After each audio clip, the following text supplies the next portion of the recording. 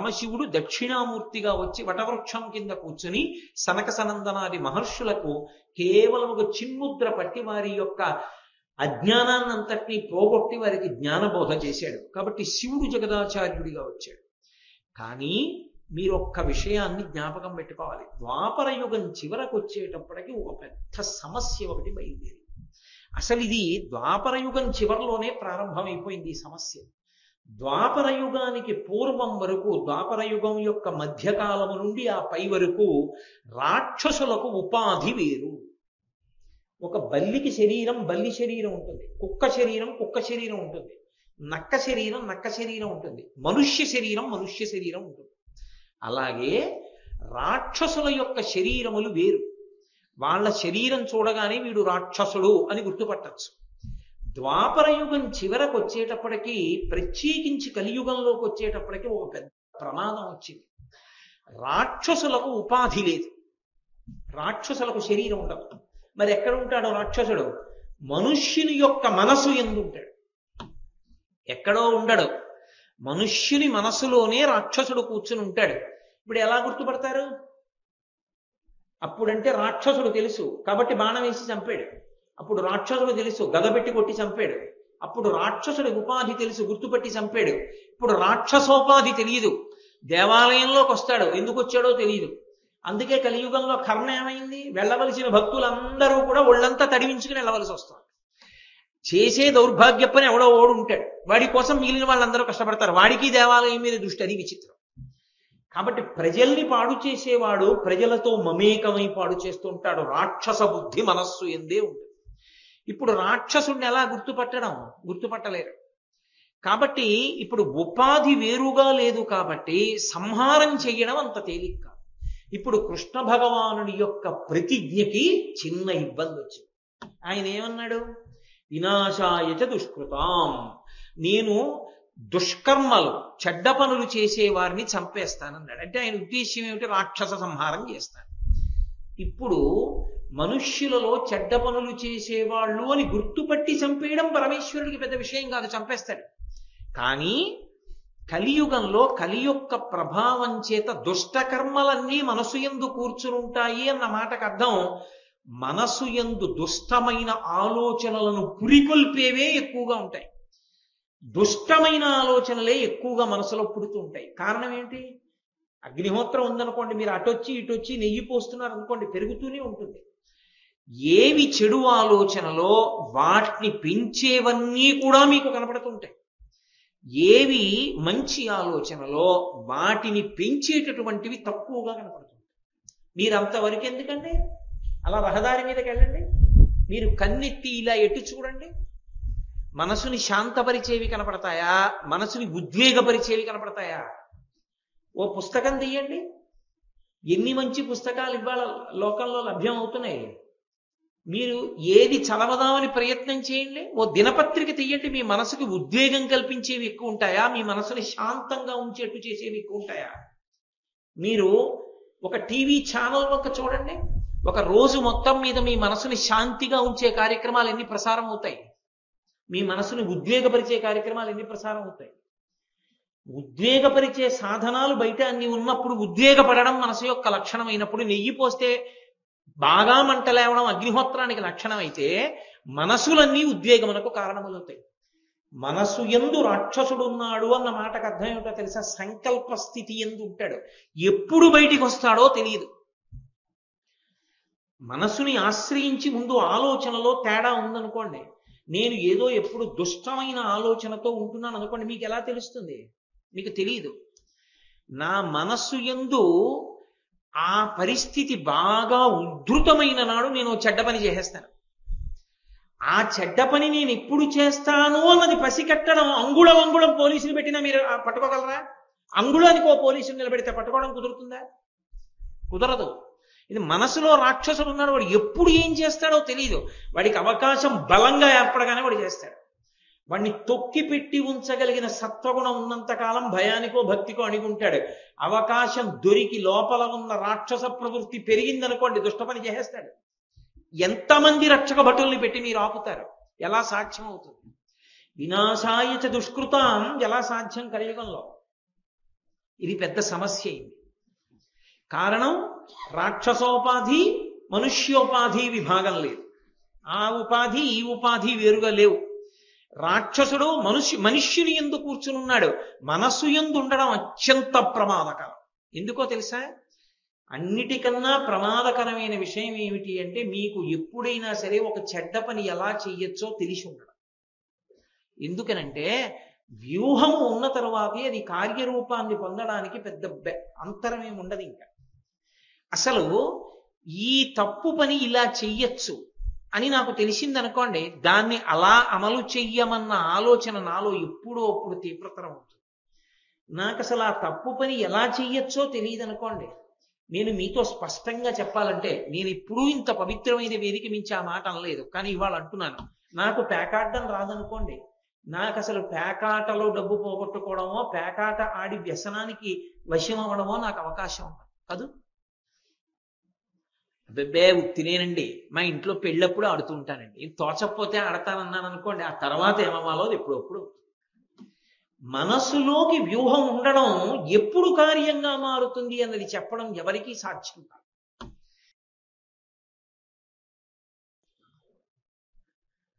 యథార్థమునకు ఈ భూమండలం మొత్తం మీద భగవంతుణ్ణి చేర్చడానికి మనుష్యకోటికంతటికీ సాధనంగా చెప్పబడినటువంటి శాస్త్రముతో కూడుకున్నటువంటి ఏకైకమైనటువంటి విశ్వాసము సనాతన ధర్మం ఒక్కటే. అందుకే సనాతన ధర్మము ఎప్పుడు పుట్టింది అని అడిగితే దానికి జవాబు ఉండదు. వేదం ఎప్పుడు పుట్టింది అని అడిగితే జవాబు ఉండదు. ఈశ్వరుడు ఎప్పుడు పుట్టాడు అని అడిగితే జవాబు ఉండదు. ఈ మూడిటికి జవాబులు ఉండవు. ఎందుకు ఉండవు అంటే ఒక్కటే కారణం, అనాది. పరమేశ్వరుడు ఎప్పుడున్నాడు అని అడిగారు అనుకోండి, మీరు ఏది మొట్టమొదట ఉన్నది అని చెప్తారో దానికన్నా ముందు ఈశ్వరుడు ఉన్నాడు. పూర్వజ అని. ఎవ్వని చేజనించు జగమెవ్వని లోపల నుండు లీనమై ఎవ్వని ఎందుడిందు పరమేశ్వరుడెవ్వడు, మూల కారణం వెవ్వడనాది మధ్యలేడెవ్వడు, సర్వము తానయైన వాడెవ్వడు, వాని ఆత్మభౌ ఈశ్వరుడే శరణంబు వేడెదన్నంటారు పోతన గారు భాగవతంలో. అన్నిటికన్నా ముందున్నవాడు పరమేశ్వరుడు, అన్నిటికన్నా ముందున్నవాడు ఆయన. ఆయన ఊపిరి వేదం. భగవంతుడు, భగవంతుని యొక్క ఊపిరి రెండు వేరుగా ఉండవు. ఆ వేదము ఈశ్వరుని యొక్క ఊపిరి అయితే, ఆ వేద మంత్రములను ధ్యాన స్థితి యందు విన్నటువంటి వారిని ఋషులు అని పిలిచారు. ఆ ఋషులు ధ్యానమునందు విన్నారు. అంతరిక్షమునందు పరివ్యాప్తమై ఉన్నటువంటి పరమేశ్వర వాక్కు వారికి వినపడింది. మనం ఇంట్లో ఒక రేడియోయో లేకపోతే ఓ టీవీయో పెట్టుకుంటే ఎక్కడో ప్రసారం చేసినటువంటి విషయాల్ని ఆ టీవీ సెట్ ఎలా గ్రహించి మనకి కనపడేటట్టు వినపడేటట్టు చేస్తుందో, అలా భగవంతుని చేత ప్రతిపాదింపబడినటువంటి వేద మంత్రములను ఋషులు ధ్యానమునందు విన్నారు. విని వారు దాన్ని స్వరముతో చెప్పి తన శిష్యునికి ఉపదేశం చేశారు. అందుకే దానికి శృతి అని పేరు. చెవి ఆధారంగా కొనసాగింది. అంతేకాని పుస్తకంలో చూసి చదువుకోరు, వేదం గురుముఖత చదువుకుంటారు. అలా చదువుకుంటారు కాబట్టి దానికి శృతి అని పేరు. అటువంటి శృతి ఏదైతే ఉందో ఆ శృతి భగవంతుడు ఎప్పుడున్నాడో అప్పుడే అది కూడా ఉంది.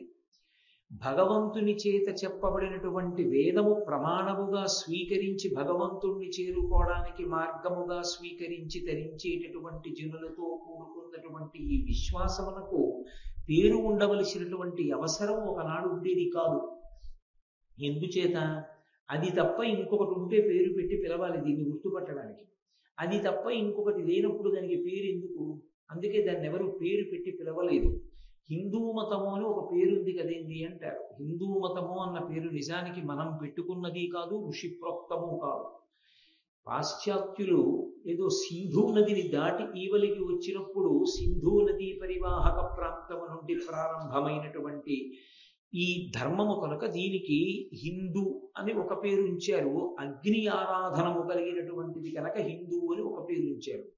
కానీ యథార్థంగా మాట్లాడితే అసలు పేరు లేదు ఈ ధర్మానికి. అందుకే సనాతనము ఎంతటి ప్రాచీనమో ఎవరికి తెలియదు.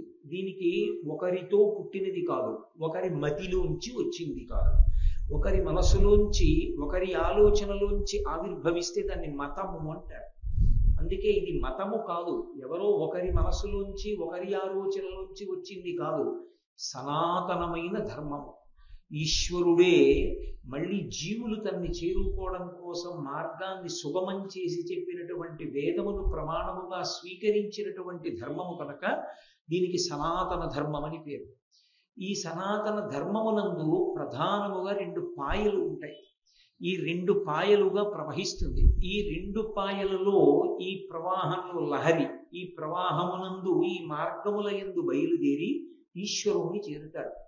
అందులో ఒకదానిని ప్రవృత్తి మార్గము అంటారు, రెండవ దానికి నివృత్తి మార్గము అని పేరు.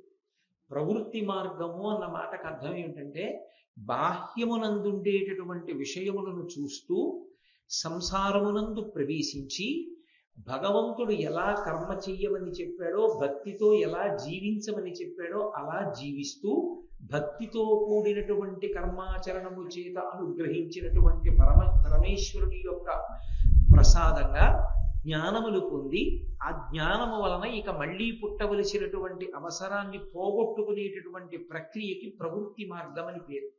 అందుకే ప్రవృత్తి మార్గంలో ఆంతరముగా ఈ ఆశ్రమ మార్పు అన్నది ఉంటుంది. మీరు దాన్ని కొంచెం జాగ్రత్తగా పట్టుకోవలసి ఉంటుంది. ఆశ్రమము యొక్క మార్పు అంటే మొట్టమొదట బ్రహ్మచర్యము, బ్రహ్మచర్యము నుండి గృహస్థాశ్రమము, గృహస్థాశ్రమము నుండి వానప్రస్థము, వానప్రస్థము నుండి సన్యాసం. ఇందులో ఏ ఆశ్రమము సుఖదాయకమైనది అని ప్రశ్న వేశారనుకోండి, అసలు ఏ ఆశ్రమము కూడా యథార్థములకు సుఖదాయకము కాదు. సుఖము కొరకు ఆశ్రమంలో ప్రవేశించడం అన్నది ఉండదు. ఒక దుఃఖాన్ని పోగొట్టుకోవడానికి వేరొక దుఃఖాన్ని పొందడానికి ఆశ్రమం మారాడు అని పిలుస్తారు. అందుకే ఒకడు వివాహం చేసుకుంటున్నాను అని శుభలేఖ పట్టుకొచ్చి ఇచ్చాడు అనుకోండి, ఆయన వేరొక దుఃఖంలోకి ప్రవేశిస్తున్నాడని గుర్తు. అదేమిటండి మీరు అలా అంటారు, కొంచెం అన్యాయంగా మాట్లాడుతున్నారేమో ఆలోచించండి అని అనుకోకండి.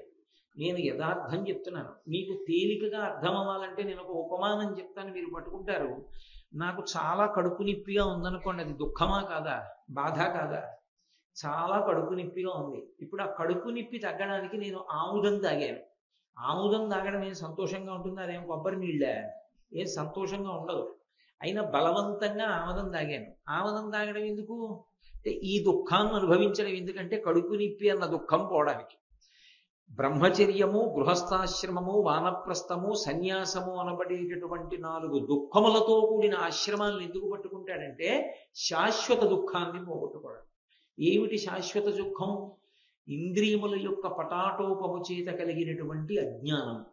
ఆ అజ్ఞానము నుండి బయటపడాలి అంటే ఈ ఆశ్రమాల్లో మార్పు పొందాలి. ఈ దుఃఖాన్ని అనుభవిస్తూ ఆముదంతాగి కడుపు నొప్పి పోగొట్టుకున్నట్టు ఈ ఆశ్రమంలోకి ప్రవేశించి ధర్మాన్ని పట్టుకుని ఈశ్వరుణ్ణి చేరుకోవాలి. అందుకే ఆశ్రమాన్ని పండించుకున్నాడండి ఆయన అంటారు. ఆయన గృహస్థాశ్రమంలో పండాడండి అంటారు. ఏ ఆశ్రమంలో నువ్వు ఎందుకు ప్రవేశించావన్న ప్రయోజనం తెలుసుకోకుండా చాలా బాగుందండి, సంతోషంగా ఉందండి అన్నవాడికి అసలు దాని ప్రయోజనం అర్థం కాలేదు అని గుర్తు. కాబట్టి ప్రవృత్తి మార్గమునందు కర్మాచరణం ఉంటుంది. పుణ్యకర్మలు చేస్తూ ఉంటాడు, భగవంతుడు చెప్పినట్లుగా ప్రవర్తిస్తూ ఉంటాడు. భగవంతుడు ఏది చెయ్యొద్దన్నాడో దానికి నిషిద్ధ కర్మ అని పేరు. భగవంతుడు చెయ్యొద్దు అన్నదాన్ని చెయ్యకుండా ఉండడమే గొప్ప భక్తి. భగవంతుడు చెయ్యమన్నది చెయ్యడం కన్నా భగవంతుడు చెయ్యొద్దన్నది చెయ్యకుండా ఉండడంలోనే నిజమైన భక్తి ఉన్నది. మీరు బాగా ఈ విషయాన్ని గ్రహించవలసి ఉంటుంది. చెయ్యమన్న పని చెయ్యడంలో మనకి సంతోషం ఉంటుంది కాబట్టి కొన్ని చేస్తాం. పొద్దున్నే లేచి ఓ దీపం పెట్టండి, మీకేమీ ఇబ్బందులు రాకుండా ఉంటాయి అని నేను మాట అన్నాను అనుకోండి. ఎందుకు వచ్చిన గొడవ? ఆయన ఉన్నాడా లేడా పక్కన పెట్టి, అది పుట్ట పాము ఉందో లేదో దూరంగా పోతే గొడవ తెలుపు. ఎందుకు ఇప్పుడు దాని మించి ఎక్కమని ఎవడు చెప్పాడు? ఈశ్వరుడు ఉన్నాడా లేడా పక్కన పెట్టు, ఓ దీపం పెట్టేస్తే గొడవ తెలిపోయింది, అందుకు పెట్టేస్తాడు. కాబట్టి ఇప్పుడు ఈశ్వరుడికి దీపం పెట్టడం పరమభక్తి పండిపోయి పెట్టాడని చెప్పడానికి ఏమీ విశ్వాసం ఉండదు. కానీ తనకి సుఖం కలుగుతుంది, సంతోషం కలుగుతుందో దీపం పెట్టాడు. భగవంతుడు అన్నాడు, ప్రదోష వేళలో అసుర సంధ్య వేళలో సూర్యాస్తమయం అవుతుంటే నిద్రపోకూడదు. సూర్యోదయం అవుతున్నప్పుడు నేను నిద్రపోకూడదు. సూర్యోదయాత్ పూర్వము నిద్ర లేచిపోవాలి, సూర్యాస్తమయ సమయంలో నిద్రపోకూడదు అన్నాడు. ఇప్పుడు ఆయన అలా చెప్తాడు కానండి, ఎంతకని మరి అలిసిపోయాం కదూ అని అసలు తన జీవితం మొత్తం మీద ఎప్పుడూ సూర్యోదయాపూర్వం తను లేవలేదనుకోండి, అది పెద్ద పాపం. భగవంతుడు ఏది చెయ్యొద్దురా అన్నాడో అది చేయకుండా ఉండడానికి భక్తి ఉండాలి. అది చాలా కష్టం. ఈశ్వరుడు అలా పడుకోవద్దన్నాడు కాబట్టి నేను పడుకోను, వేదం అలా చెప్పింది. అందుకని భగవంతుడు చెప్పాడు కాబట్టి చెయ్యకూడనిది చెయ్యను. చెయ్యకూడనిది చెయ్యడంలో ఒక ఆకర్షణ ఉంటుంది, ఒక సంతోషం, ఒక సుఖం ఏదో ఉంటుంది. అది చెయ్యకుండా ఉండాలి అంటే భగవంతుని మీద భక్తి తీవ్రంగా ఉండాలి. ఉంటే కానీ ఇది మానడం, తన సంతోషాన్ని త్యాగం చేయడు. నిషిద్ధ కర్మ భంజనం విహిత కర్మ ఆచరణము కన్నా కూడా క్లేశముతో కూడుకుని ఉంటుంది. అందుకే భక్తి పండినవాడు తప్ప నిషిద్ధ కర్మని చెయ్యకుండా ఉండలేడు. నిషిద్ధ కర్మ చెయ్యకుండా ఉండాలి అంటే, అమ్మో నేను ఇలాంటి పని చేస్తే నేను పరమేశ్వరుడికి దూరం అవుతాను, నాకొద్దు, నేను ఈశ్వరుడికి దగ్గరగా ఉండడమే నాకు కావాలనుకున్నవాడు ఎంత ఆకర్షణీయంగా ఉన్నా సరే తప్పు పని చేయడానికి సిద్ధపడడం. కాబట్టి ప్రవృత్తి మార్గము అన్న మాటకు అర్థం ఏమిటంటే, భగవంతుడు ఏ పనులు చేయమన్నాడో అవి చేయడం, భగవంతుడు ఏవి చెయ్యొద్దన్నాడో మానేయడం. చెయ్యమని ఎక్కడ చెప్పాడు, చెయ్యొద్దని ఎక్కడ చెప్పాడు, వేదంలో చెప్పాడు. వేదంలో ఏవి చెయ్యమని చెప్పాడో అవి చెయ్యడం. అందుకే శంకరాచార్యులు వారు అవతార పరిసమాప్తి చేస్తుంటే శిష్యులందరూ వచ్చి అడిగారు, మీరు ఇచ్చినటువంటి వాంగ్మయం సముద్రం అంతుంది, మాకు సులభంగా ఆచరించడానికి వీలుగా ముఖ్యమైన విషయాలు చెప్పండి అన్నారు. ఆయన చెప్పిన మొట్టమొదటి మాట ఏమిటంటే, వేదో నిత్యమధీయతాం తదుదితం కర్మస్వనుష్ఠీయతాం, దశశ్లోకి. అందులో ప్రతిరోజు వేదాన్ని చదువుకోండి. మీకు వేదం రాకపోతే వేదం చదివేటప్పుడు వినండి. వేదము ఎలా చెప్పిందో అలాగే బ్రతకండి. వేదము చెప్పనట్లుగా మాత్రం బతికే ప్రయత్నం చేయకండి అన్నారు. కాబట్టి ఇప్పుడు పుణ్యకర్మ చేస్తున్నాడంటే భగవంతుడు చెప్పినట్లు నడుస్తున్నాడు. ఈ నడవడం మళ్ళీ రెండు కింద విడిపోతుంది దీని ఫలితం. ఒకటి, మీరు మహాభారతంలో విన్నారు, భగవంతుడు చెప్పినట్టుగా నడిచి, ఈశ్వర మీరు చెప్పినట్టు నడిచానండి, నేను ప్రతిరోజు ఆవు పాలతో పరమశివుడికి అభిషేకం చేస్తున్నాను కాబట్టి నాకు ఫలితం కావాలి అన్నాను అనుకోండి, ఈశ్వరుడు ఏమంటో తప్పకుండా ఇస్తాను, పుచ్చుకో, ఏదో కొంత ఫలితాన్ని ఇస్తాడు. నేను ఏదో ఒక శివలింగాన్ని ప్రతిష్ఠ చేశాను, నాకు ఫలితం కావాలి, పుచ్చుకో, ఇస్తాడు. కానీ అది అనుభవించడానికి శరీరాన్ని ఇస్తాడు. అప్పుడు ఆ శరీరంతో మళ్ళీ ఆ పుణ్యము యొక్క ఫలితాన్ని అనుభవించాలి. పాప ఫలితాన్ని అనుభవించడం ఎలా ఉంటుందో పుణ్య ఫలితాన్ని అనుభవించడం కూడా అలాగే ఉంటుంది. రెండూ జనకములే, రెండూ దుఃఖాన్ని ఇస్తాయి. ఒకటి పైకి కనపడదు దుఃఖాన్ని ఇస్తున్నట్లు, కానీ దుఃఖాన్ని ఇస్తుంది. ఎందువల్ల అంటారేమో, చాలా ఐశ్వర్యం ఉందనుకోండి, ఆయనకి ఎప్పుడూ భయమే, ఎట్నుంచి ఎవడొస్తాడో, ఇదంతా ఎవడెత్తుకుపోతాడో అని భయం. కాబట్టి కేవలము పుణ్యము వలన వచ్చేటటువంటి ఫలితములు సంతోషదాయకములవుతాయని ఏం లేదు. కాబట్టి పుణ్యం వల్ల వచ్చే ఫలితాన్ని అనుభవించాలని కోరుకున్న వాళ్ళు కొంతమంది ఉంటారు. వాళ్ళకి ఇహలోకమునందు పునర్జన్మలలో కొన్ని సుఖాలు, అథవా స్వర్గలోకంలో కొన్నాళ్ళు ఉండడానికి అవకాశం ఇస్తారు. ఆ పుణ్యం అయిపోయాక క్షీణే పుణ్యే మర్త్యలోకం విశంతి, మళ్ళీ కిందకి తోసేస్తారు. కాదు, కొంతమంది ఏం చేస్తారంటే దాన్ని రెండవ మార్గంలోకి పెడతారు.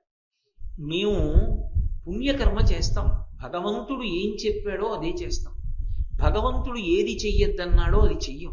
మేము ఎందుకు అలా ఉంటామో తెలుసా, మాకేదో పుణ్యం రావాలని, అది మళ్ళీ అనుభవించాలని కాదు, మాకు చిత్తశుద్ధి కలిగి జ్ఞానం కలగాలి. ఏ జ్ఞానము కలిగితే ఇక నేను మళ్ళీ పుట్టవలసిన అవసరం ఉండదో అటువంటి జ్ఞానమును పొందడానికి మోక్షము అని పేరు. మోక్షము అంటే ఎప్పుడో చచ్చిపోయిన తర్వాత వచ్చేది మోక్షం అనుకోకూడదు. మోక్షము అన్న శబ్దాన్ని రెండుగా అన్వయం చేస్తారు. ఒకటి జీవన్ముక్తుడు, రెండు విదేహముక్తి అని రెండు మాటలు. జీవన్ముక్తుడు అన్న మాటకు అర్థం ఏంటంటే, శరీరంతో ఉండి ఈ శరీరము నేను కాదు, నేను ఆత్మ అన్న భావనతో నిరంతరము స్థిరీకరణ పొంది అనుభవంలో ఉంటారు. అపరోక్షానుభూతి అంటారు శంకరాచార్యులు వారు. నాలా నోటితో చెప్పడం కాదు, ఆత్మని అనుభవంలోకి తెచ్చుకుంటాడు. తాను ఆత్మగా మిగిలిపోతాడు, నేను శరీరం కాదు అంటాడు. నడిచే దేవుడిని పేర్గాంచినటువంటి మహాపురుషులు కంచికామకోటి పీఠాధిపత్యం వహించిన చంద్రశేఖరేంద్ర సరస్వతి మహాస్వామి వారికి శరీరం వృద్ధాప్యాన్ని పొందినప్పుడు కన్ను కనపడడం మానేసింది, కేటరాక్ట్ వచ్చింది. ఆయనకి ఆ కన్ను ఆపరేట్ చేస్తా ఉన్నారు డాక్టర్లు. ఆయన తనని ముట్టుకోవడానికి ఒప్పుకోలేదు, అందుకని ఆపరేట్ చేయడం కుదరలేదు. ఆఖరికి డాక్టర్లు ఆయనకి కంటికి ఆ శుక్లం అడ్డొచ్చి పడుతున్న ఇబ్బంది చూసి, అయ్యా మడి కట్టుకుని ముట్టుకుని ఆపరేట్ చేస్తాం అన్నాడు. మడి కట్టుకుని ముట్టుకోవడానికి ఆయన ఒప్పుకున్నారు. కానీ ఒక షరతు, ఎనస్థీషియా ఇవ్వకూడదు, అంటే నాకు మత్తు ఇవ్వకూడదు. మత్తు ఇవ్వకుండా మీరు కన్ను శస్త్రచికిత్స చేయండి. అయ్య బాబోయ్, మత్తు ఇవ్వకుండా కంటికి శస్త్రచికిత్స చేయడం అంటే తట్టుకోగలరా? ఆయన అన్నారు, నేను ధ్యానంలోకి వెళ్ళిపోతాను. నేను ధ్యానంలోకి వెళ్ళిపోయినప్పుడు శరీరం నుంచి విడిపోతాను. విడిపోయి నేను ఏ వస్తువుని చూస్తున్నానో దానితో తాదాత్మ్యత చెందుతాను. అప్పుడు నాకు ఈ శరీరములకు సంబంధించిన ధ్యాస ఉండదు. ఈ ఊళ్ళోనే ఉన్నారు మహానుభావుడు పొందినటువంటి సమాధి స్థితిని చూస్తుండేవారు. వెళ్ళి పల్లకీలో కూర్చుని ఉండిపోతుండేవారు ఆయన. అని ఆయన ధ్యానమునందు ప్రవేశించారు. వైద్యులు వెళ్ళి ఆయన కన్ను కోసి శుక్లాన్ని తొలగించారు. తొలగించి తరువాత ఆయనే ధ్యానంలోంచి బహిర్ముఖులయ్యారు. ఆ తర్వాత ఆయన కళ్ళజోడు పెట్టుకు తిరుగుతూ ఉండేవారు.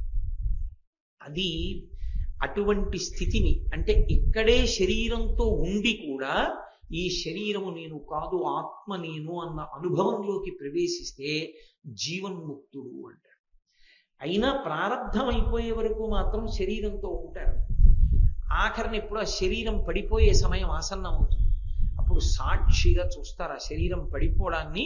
ఏం పెద్ద హడావిడి చేయరు, తెలుస్తుంది పడిపోతోంది శరీరం, ఆ సమయం ఆసన్నం అయిందని. ఏమీ బెంగపెట్టుకోరు. పరమాచార్య స్వామి వారి శరీరం విడిచిపెట్టేస్తున్న సమయంలో జయేంద్ర సరస్వతి, శంకర విజయేంద్ర సరస్వతి స్వాములు ఇద్దరు వచ్చి, మేము మెద్రాస్ పట్టణం వెళుతున్నాం అన్నారు. వెళ్ళి రండి, శుభం భూయాత్. వాళ్ళిద్దరు వెళ్ళిపోయారు. పక్కన ఎప్పుడు పరిచారికుడు ఉంటాడు, పీఠాధిపతి చక్రవర్తితో సమానం పరిచారికుడు ఉంటాడు. ఏదో వంక పెట్టి పంపించేశారు. తల్లిగారి ఒక చిత్తరువు తెప్పించుకుని ఒక్కసారి అమ్మ వంక చూశారు. శరీరం ఇచ్చినది అమ్మ. ఈ శరీరములోకి మళ్ళీ రాకుండా అవసరం లేని జ్ఞానం ఇచ్చిన వారు గురువు గారు. కలవై వంక తిరిగి గురువు గారికి నమస్కారం చేశారు. శరీరం వదిలిపెట్టేశారు. విదేహముక్తి అంటారు. అంటే శరీరాన్ని కూడా వదిలిపెట్టి అంతటా నిండిపోయిన ఆత్మస్వరూపులైపోతారు. ఇప్పుడు పరమాచార్య స్వామి వారు ఎక్కడ ఉన్నారు అని మీరు నన్ను అడిగారు అనుకోండి, పరమాచార్య స్వామి వారే మాట్లాడుతున్నారు ఈ పక్కన కూర్చొని. మీకు వినపడేది కోటేశ్వరరావు గారు మాట్లాడినట్టు, నేను మాట్లాడేది కాదు.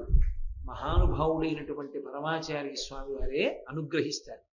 వారు భగవాన్ రమణులు, శంకర భగవత్పాదులు, వారందరూ ఆ స్థాయిని పొందినటువంటి వారు. వారి శరీరము కనపడదు, కానీ వారు అన్ని తెలుసుకుంటూ ఉంటారు. అందుకే ఇప్పటికీ కంచిలో బృందావనం దగ్గరికి వెళితే ఆయన అంత్యవాసులు వెళితే పేరు చెప్తారు, స్వామి ఫలానా వారు వచ్చారు అని చెప్తారు. ఎందుకంటే వారు గ్రహిస్తారు.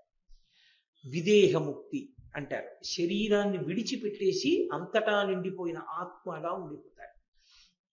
ఇప్పుడు కొంతమంది పుణ్యకర్మాచరణము చేసి దానికి ఏదో ఫలితం కావాలి, డబ్బులు కావాలి, దశకం కావాలని అడగరు. మాకు చిత్తశుద్ధి కావాలని అడుగుతారు. దాని వలన ఏమవుతుందంటే పూర్వజన్మలలో చేసుకున్న పాపరాశి కూడా ధ్వంసమైపోతుంది. ఈశ్వరుడి కృప కలుగుతుంది వారికి. ఆయన అనుగ్రహం చేత వారి సంచిత పాపం కూడా దగ్ధమైపోయి వారికి జ్ఞానము కలుగుతుంది. జ్ఞానము కలగడము అన్న మాటకు అర్థం పుస్తకాలు చూసి చదువుకోవడము అని కాదు. ఏది శాశ్వతమైనదో ఆ ఆత్మ అనుభవంలోకి వస్తుంది. ఆ ఆత్మ అనుభవంలోకి రాగానే వారు ఆత్మగా మిగిలిపోతారు. అదే పునరావృత్తి రహిత శాశ్వత శివ సాయుధ్య స్థితికి కారణమవుతుంది. కాబట్టి ప్రవృత్తి మార్గమునందు ఒకటి ఇహమునందు సౌఖ్యము, పారలౌకిక సౌఖ్యము, అంటే స్వర్గాది లోకములను పొందడానికి కొంత హేతు. మాకు అలా అక్కర్లేదనుకున్న వాళ్ళకి చిత్తశుద్ధికి కారణమవుతుంది. దాన్ని ప్రవృత్తి మార్గం అంటారు. కొంతమంది ఈ ప్రవృత్తి మార్గంలో నడవరు, నివృత్తి మార్గంలో నడుస్తారు. ముందుకి నడిస్తే ప్రవృత్తి మార్గం అంటారు. భగవంతుడు చెప్పినటువంటి పనులు ఏ ఉన్నాయో, చెయ్యొద్దన్న పనులు ఏ ఉన్నాయో చూసుకుని చెయ్యొద్దన్నవి మానేయడం, చెయ్యమన్నవి చెయ్యడం, అది ప్రవృత్తి మార్గం. పనులు చేస్తూ ఉంటాడు కాబట్టి కర్మ మార్గంలో ముందుకు ఎడుతూ ఉంటాడు. నివృత్తి మార్గం అలా కాదు, లోపలికి పెడతాడు, తనలోకి తాను పెడతాడు. అంటే బయటికి వెళ్ళడం ఉండదు, ఇక లోపలికి వెడతాడు. అంతర్ముఖ సమారాధ్య బహిర్ముఖ సుదుర్లభ. లోపలికి వెళ్ళడం అంటే నయితి నయితి నయితి నయితి అని ధ్యానమనందు పరిశీలన చేస్తాడు. అదే పతంజలి అయితే అష్టాంగ యోగం అంటాడు. ఇది నేను కాదు, నేను కాదు, నేను కాదు. ఏది నేను కాదు? ఇది నేను, ఇది నేను అంటుంటాం మనం. ఇది నేను కాదు, ఈ శరీరం నేను కాదు. ఈ శరీరము నుండి జీవుడు పైకి వెళ్ళిపోయినప్పుడు కూడా ఇంకా ఇది ఉంటుంది, కానీ అప్పుడు ఇది ఉన్నదని ఎవరు అంటలేదు. కాబట్టి ఇది నేను కాదు, మనస్సు నేను కాదు, ఇంద్రియము నేను కాదు. నేనెవరు? శివోహం శివోహం, ఆత్మ నేను అని నివృత్తి మార్గంలో ఒక్కొక్క దాన్ని విడిచిపెడుతూ పెడతాడు. ఆ విడిచిపెట్టడాన్ని నయితి నయితి నయితి నయితి అంటారు. సుందరకాండలో స్వామి హనుమ ఒక్కొక్కరిని చూస్తారు, ఈవిడ సీతమ్మ కాదు, నయితి నయితి నయితి నయితి. ఎంతకాలం? అసలు ఆత్మ అనుభవంలోకి రాగానే కన్నుల వెంట నీళ్లు కారిపోయి ఆనందంలో నిలబడిపోతారు. అందుకే బాష్ప పర్యాకులీక్షణ, సీతమ్మ తల్లి కనపడినప్పుడు కన్నుల వెంట ధారలు కారిపోతూ ఉండిపోయాడు. అందుకే సుందరకాండ పారాయణ కాండ, యోగికి ఆత్మ అనుభవంలోకి వచ్చిన కాండ. కాబట్టి ప్రవృత్తి మార్గము, నివృత్తి మార్గము, ఇవి వేదము చేత ప్రతిపాదింపబడినటువంటి మాటలలో అత్యంత సారవంతమైన విషయములై ఉంటాయి ఈ ప్రవృత్తి నివృత్తి మార్గములు. ఇవి ద్వాపర యుగం చిట్ట చివరికి వచ్చేటప్పటికి పెద్ద వైక్లభ్యాన్ని పొందాయి. కృష్ణ పరమాత్మ ఉన్నారు. కృష్ణ పరమాత్మ ద్వాపర యుగం చివరిలో అవతార పరిసమాప్తి చేశారు. పరిపూర్ణావతారమైనటువంటి కృష్ణ భగవానుడు ఈ లోకంలో తన అవతార కాలమునందు ధర్మ సంస్థాపన కొరకు ఎంత ప్రయత్నం చేశాడు మహానుభావుడు. ఉద్యోగ పర్వం మీరు వింటారు. ఉద్యోగ పర్వంలో రాయబారం కూడా నిర్వహించాడు. ఆయనకి అన్నీ తెలిసి, యుద్ధం జరిగి తీరుతుందని ఆయనకి తెలుసు, తెలిసి కూడా రాయబారాన్ని నిర్వహించాడు. ఇంత ప్రయత్నం చేసి రాక్షస సంహారం చేసి భూభారం తగ్గించి ఇన్ని చెయ్యడంలో ఆయనకి జ్ఞాన మార్గాన్ని బోధ చేయడానికి, ఒక ఆచార్యుడిగా నిలబడడానికి అంత సమయం కలిసి రాలేదు. మిగిలిన విషయాలకే ఆయనకి సమయం సరిపోయింది. కానీ ఆయన ఈ లోకానికి ప్రస్థానత్రయంలో ఒకటైనటువంటి భగవద్గీతనిచ్చాడు. ఆ భగవద్గీతని ఇస్తూ భగవద్గీత, ఉద్ధవ గీత అని 2 గీతల్ని ఇచ్చాడు. అనుగీత అని ఒక సమయంలో మళ్ళీ గీతని మాట్లాడాడు, అది అనుగీత. కాబట్టి గీతల్ని అన్ని రకాలుగా మాట్లాడాడు. అందులో భగవద్గీతలో కృష్ణ భగవానుడు ఒక మాట అన్నాడు, యదా యదా హి ధర్మస్య గ్లానిర్భవతి భారత అభ్యుత్థానమధర్మస్య తదాత్మానం సృజామ్యహం అన్నాడు. ఎప్పుడెప్పుడు ధర్మమునకు హాని కలుగుతుందో, ఎప్పుడెప్పుడు ధర్మము చెనకబడుతుందో అప్పుడప్పుడు ధర్మాన్ని నిలబెట్టడానికి మళ్ళీ నేను అవతారం తీసుకుంటాను. అవతారము అన్న మాటకు అర్థం మళ్ళీ భూమి మీదకి రావడం, ఈ మాంసనేత్రం చేత చూడడానికి వీలైనటువంటి రూపాన్ని పొందడం. ఇప్పుడు నేను అలా వస్తాను ప్రతి యుగంలో అని ప్రతిజ్ఞ చేస్తూ ఆయన ఒక మాట అన్నాడు, పరిత్రాణాయ సాధూనాం వినాశాయ చ దుష్కృతాం ధర్మ సంస్థాపనార్థాయ సంభవామి యుగే యుగే. నేను రావడానికి కొన్ని కారణాలు ఉన్నాయి, ఆ కారణాల వల్ల వస్తాను. ఏమిటా కారణాలు? పరమ భాగవతోత్తములైనటువంటి వారు భగవంతుణ్ణి ఒక రూపంతో నేను చూడకుండా ఉండలేనని కోరుకుని పరితపిస్తే వారి యొక్క కోరిక తీర్చడానికి వారు మాంసనేత్రముతో చూడడానికి వీలైనటువంటి ఒక భౌతికమైన ఆకృతిని పొంది ఈ భూమి మీద తిరుగుతారు. లేకపోతే ఈశ్వరుడు సర్వవ్యాపకుడు, అంతటా ఉంటాడు. మాంసనేత్రమునకు గోచరము కాడు. పాలలోనే ఉన్న నెయ్యి ఎలా కనపడదో అలా విశ్వమునందు పరివ్యాప్తమై ఉన్నటువంటి విష్ణువు కనపడడు. హరిమయము విశ్వమంతయు, హరి విష్ణుమయుండు, హరి విశ్వమయుండు, హరిమయము కాని ద్రవ్యము పరమాణువు లేదు వంశపావన వింటే అంటారు శుకాచార్యుల వారు పరీక్షితుతో. అసలు ఈ విశ్వం అనబడేదంతా విష్ణువే, అంతా ఆయనే నిండి ఉంటాడు. అంతర్బహిశ్చ తత్సర్వం వ్యాప్య నారాయణ స్థిత. లోపల బయట ఉన్నది ఆయన ఒక్కడే.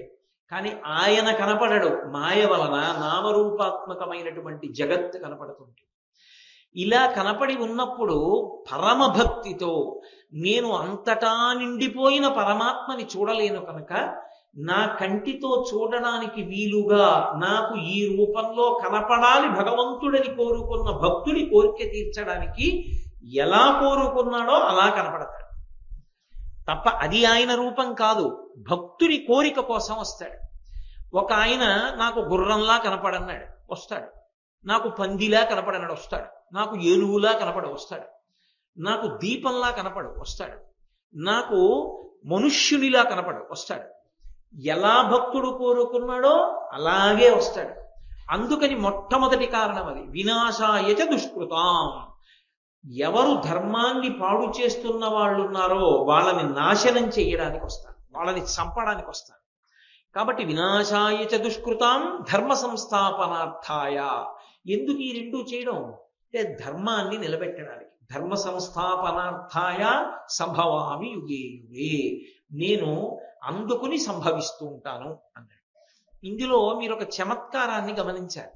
శ్రీ మహావిష్ణువు కూడా గురుస్వరూపంగా వస్తారు. అసలు యథార్థమునకు ఉన్నది ఒక్కటే పదార్థం.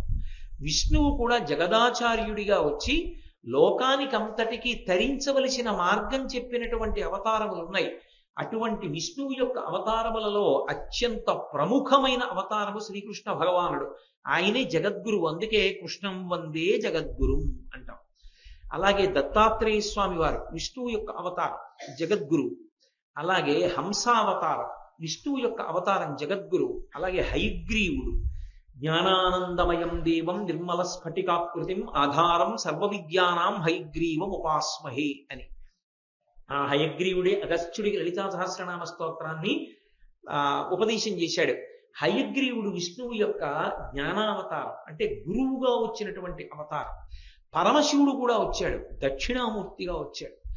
అందుకే చిత్రం వటతరోర్మూలే వృద్ధా శిష్య గురుర్యువ గురోస్తు మౌనం వ్యాఖ్యానం శిష్యాస్తు చిన్న సంశయాః గురవే సర్వలోకానాం భిషజే భవరోగిణాం నిధయే సర్వ విద్యానాం దక్షిణామూర్తయే నమః.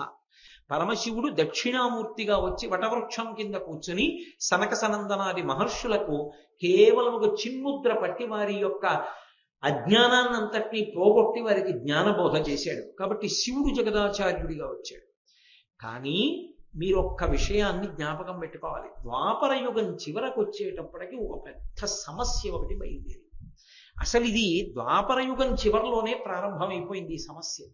ద్వాపర యుగానికి పూర్వం వరకు, ద్వాపర యుగం యొక్క మధ్యకాలము నుండి ఆ పై వరకు రాక్షసులకు ఉపాధి వేరు.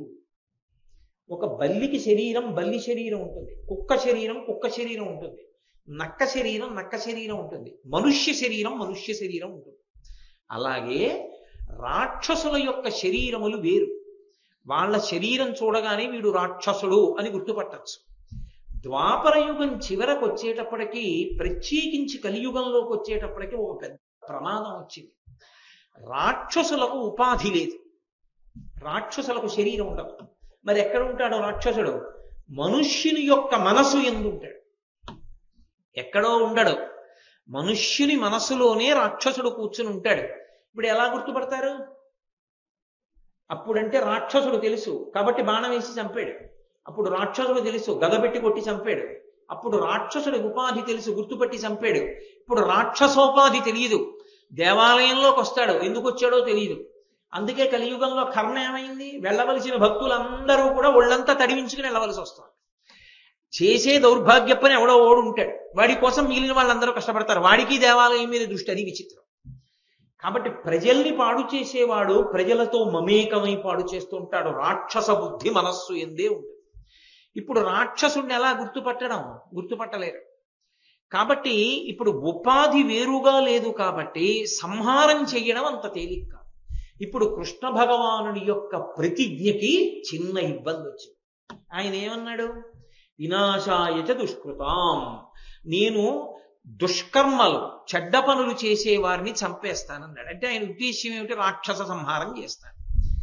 ఇప్పుడు మనుష్యులలో చెడ్డ పనులు చేసేవాళ్ళు అని గుర్తుపట్టి చంపేయడం పరమేశ్వరుడికి పెద్ద విషయం కాదు, చంపేస్తాడు.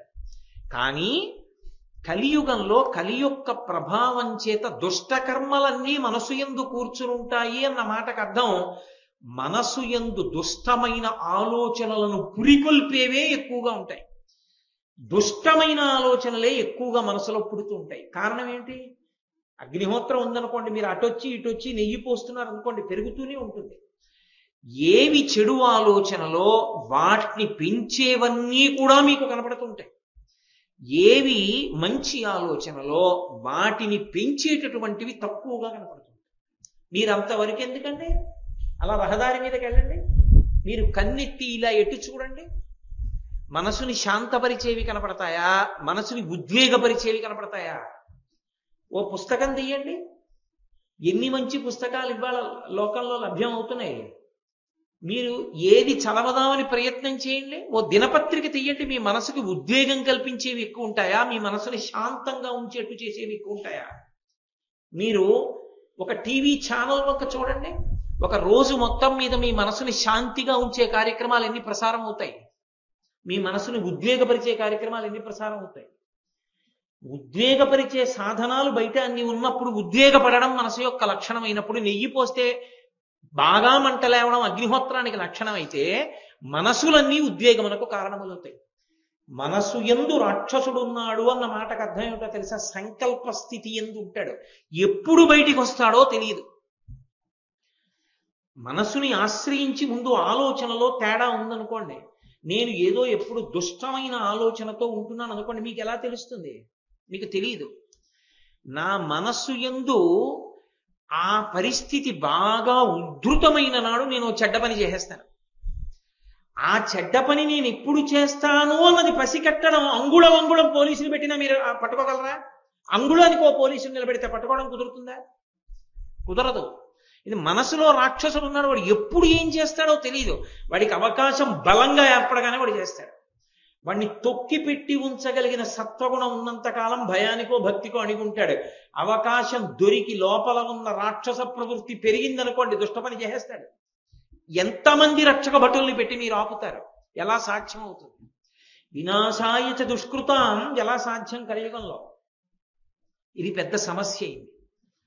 కారణం రాక్షసోపాధి, మనుష్యోపాధి విభాగం లేదు. ఆ ఉపాధి ఈ ఉపాధి వేరుగా లేవు. రాక్షసుడు మనుష్యుని యందు కూర్చునున్నాడు. మనస్సు యందు ఉండడం అత్యంత ప్రమాదకరం. ఎందుకో తెలుసా? అన్నిటికన్నా ప్రమాదకరమైన విషయం ఏమిటి అంటే, మీకు ఎప్పుడైనా సరే ఒక చెడ్డ పని ఎలా చెయ్యొచ్చో తెలిసి ఉండడం. ఎందుకనంటే వ్యూహము ఉన్న తర్వాతే అది కార్యరూపాన్ని పొందడానికి పెద్ద అంతరం ఏమి ఉండదు. ఇంకా అసలు ఈ తప్పు పని ఇలా చెయ్యొచ్చు అని నాకు తెలిసిందనుకోండి, దాన్ని అలా అమలు చెయ్యమన్న ఆలోచన నాలో ఎప్పుడో అప్పుడు తీవ్రతరం అవుతుంది. నాకు అసలు ఆ తప్పు పని ఎలా చెయ్యొచ్చో తెలియదు అనుకోండి, నేను మీతో స్పష్టంగా చెప్పాలంటే, నేను ఎప్పుడూ ఇంత పవిత్రమైన వేదిక మించి ఆ మాట అనలేదు, కానీ ఇవాళ అంటున్నాను. నాకు పేకాడడం రాదనుకోండి, నాకు అసలు పేకాటలో డబ్బు పోగొట్టుకోవడమో, పేకాట ఆడి వ్యసనానికి వశం అవ్వడమో నాకు అవకాశం ఉండదు కాదు. అబ్బే తినేనండి, మా ఇంట్లో పెళ్ళప్పుడు ఆడుతూ ఉంటానండి, తోచకపోతే ఆడతానన్నాను అనుకోండి, ఆ తర్వాత ఏమవ్వాలో ఎప్పుడప్పుడు. మనసులోకి వ్యూహం ఉండడం ఎప్పుడు కార్యంగా మారుతుంది అన్నది చెప్పడం ఎవరికీ సాధ్యం కాదు. అందుకే అటువంటి దాన్ని, ఆ దుష్టకర్మకి సంబంధించిన ఆలోచన లోపల ఉన్నదాన్ని మొగ్గలో తెంపాలి తప్ప పువ్వు అయ్యాక తెంపడం ఇక కుదరదు. అది అవకాశాన్ని తీసుకుంటుంది, ఎప్పుడో అప్పుడు తీసుకుంటుంది జీవితం మొత్తం మీద. ఒకసారి తీసుకున్న తర్వాత ఎంత కిందకి జారిపోయారో ఇక లెక్క కట్టడం కష్టం. అందుకే చాలా విషయాలు తెలియకుండా ఉండడం మంచిది. చెడ్డ విషయాలు తెలియకపోవడం తప్పేం కాదు, చాలా సల్లక్షణం. అందుకే నిషిద్ధ కర్మ భంజనము. నాకు అసలు దానిలో ప్రవేశం లేదండి, నాకు తెలీదు అని నేను అన్నాను అనుకోండి, అది సల్లక్షణం. నాకు తెలుసు కానండి నేను చేయను అన్నాను అనుకోండి, ఎప్పుడైనా చేసే అవకాశం. కాబట్టి కలియుగంలో ఉండేటటువంటి పెద్ద ప్రమాదం అంతా ఎక్కడుంటుందంటే, ఎవడు ఎప్పుడు ఏం చేస్తాడన్నది మీరు ముందు లెక్క కట్టి చెప్పడం ఎవరికీ సాధ్యం కాదు. వీడిప్పుడు ఈ పని చేస్తాడండి అని మీరు చెప్పలేరు. ఓ కళాశాలలో చదువుకుంటున్న విద్యార్థి ఎంతో దురాగతం చేస్తాడని ఎవరు ఊహించరంతటి దురాగతం ఎవడో చేస్తాడు. ఎక్కడి నుంచంటే మనసులో ఉంది ముందు ఆ భూతం, అది అవకాశం వచ్చినప్పుడు బయటికి వస్తుంది. వాడికి అది తెలియదు అనుకోండి. అలా తెలియ చెప్పకూడని వాళ్ళు చాలా మంది ఉంటారు లోకంలో. వాళ్ళకి తెలియకూడనివి చెప్పకూడదు, అందుకని ఇది అనవసరం అన్నారనుకోండి, చాలా మందికి తెలియవు. నువ్వు నిగ్రహం పాటించి తెలుసుకోకుండా ఉండు తప్ప మేము అన్నీ చెప్తామన్నారు అనుకోండి, ఆ నిగ్రహానుగ్రహ సమర్థత లేనివాడు తెలుసుకుని పాడైపోతాడు. అప్పుడు అందులో పెద్దవాళ్ళ దోషం కూడా ఉంది, మీరు కాదు అనడానికి అవకాశం ఉంది. కాబట్టి కలియుగమునందు ఈ రెండు ప్రమాదములు పటమరించాయి. ద్వాపర యుగం చివరకు వచ్చేటప్పటికీ కలియుగం ప్రారంభమయ్యేప్పటికీ మూడవ ప్రమాదం అంతకన్నా పెద్దదొచ్చింది. నేను మీతో మనవి చేశాను కదా, ప్రవృత్తి మార్గము నివృత్తి మార్గము అని 2 మార్గములు. ఈ 2 మార్గాలలోనూ ప్రవేశించి వేదంలో ఉన్న విషయాన్నే చెప్తున్నట్టుగా ఉంటాయి. వేదానికి దూరంగా జరిగిపోయినట్లు మీకు దొరకదు. వేదంలో ఉన్నదే కదండి చెప్తున్నాడు అనిపిస్తుంది. అటువంటివి 72 మతాలు బయలుదేరాయి. ఒక్క వేదాన్నే ప్రమాణం చేసి మాట్లాడుతున్నామన్నారు. న్యాయము, మీమాంస, వైశేషికము, చార్వాకము, బౌద్ధము, జైనము, ఇవన్నీ కూడా వేదాన్ని ప్రమాణంగా చేసుకుని మాట్లాడుతున్నాం అన్నాయి. కానీ వైదికములు కాకుండా పోయి. వైదికము అన్న మాటకు అర్థం ఏంటో తెలుసా? వేదాన్ని 100% అంగీకరించి మాట్లాడడం. వేదం ఏం చెప్పిందో అందులో ఉన్న విషయాన్ని యథాతథంగా నువ్వు మళ్ళీ సొంత బుద్ధితో ఒకటి ఒప్పుకొని ఒకటి ఒప్పుకోకపోతే వైదికం అందరం. వేదంలో భగవంతుని యొక్క రూపాలు అనేకం చెప్తుంది వేదం. నాకు ఇష్టమైన రూపం ఒకటి నేను చెప్పి నాకు ఇష్టం లేదు కాబట్టి మిగిలిన దాని పేరెత్తానంటే అది వైదికం కాదు, తప్పది, అది వైదికం అనరావు. నువ్వు వేదాన్ని పూర్తిగా అంగీకరించలేదు. వేదంలో ఏవి చెప్పబడ్డాయో అవన్నీ నువ్వు అంగీకరించగలిగితే వైదికం కాదు, వైదికము కాదప్పుడు. వేదంలో కొంత భాగాన్ని అంగీకరించావు, అప్పుడు ప్రమాణమును పూర్తిగా అంగీకరించలేదు కాబట్టి నాస్తిక్య బుద్ధి వచ్చిందంట.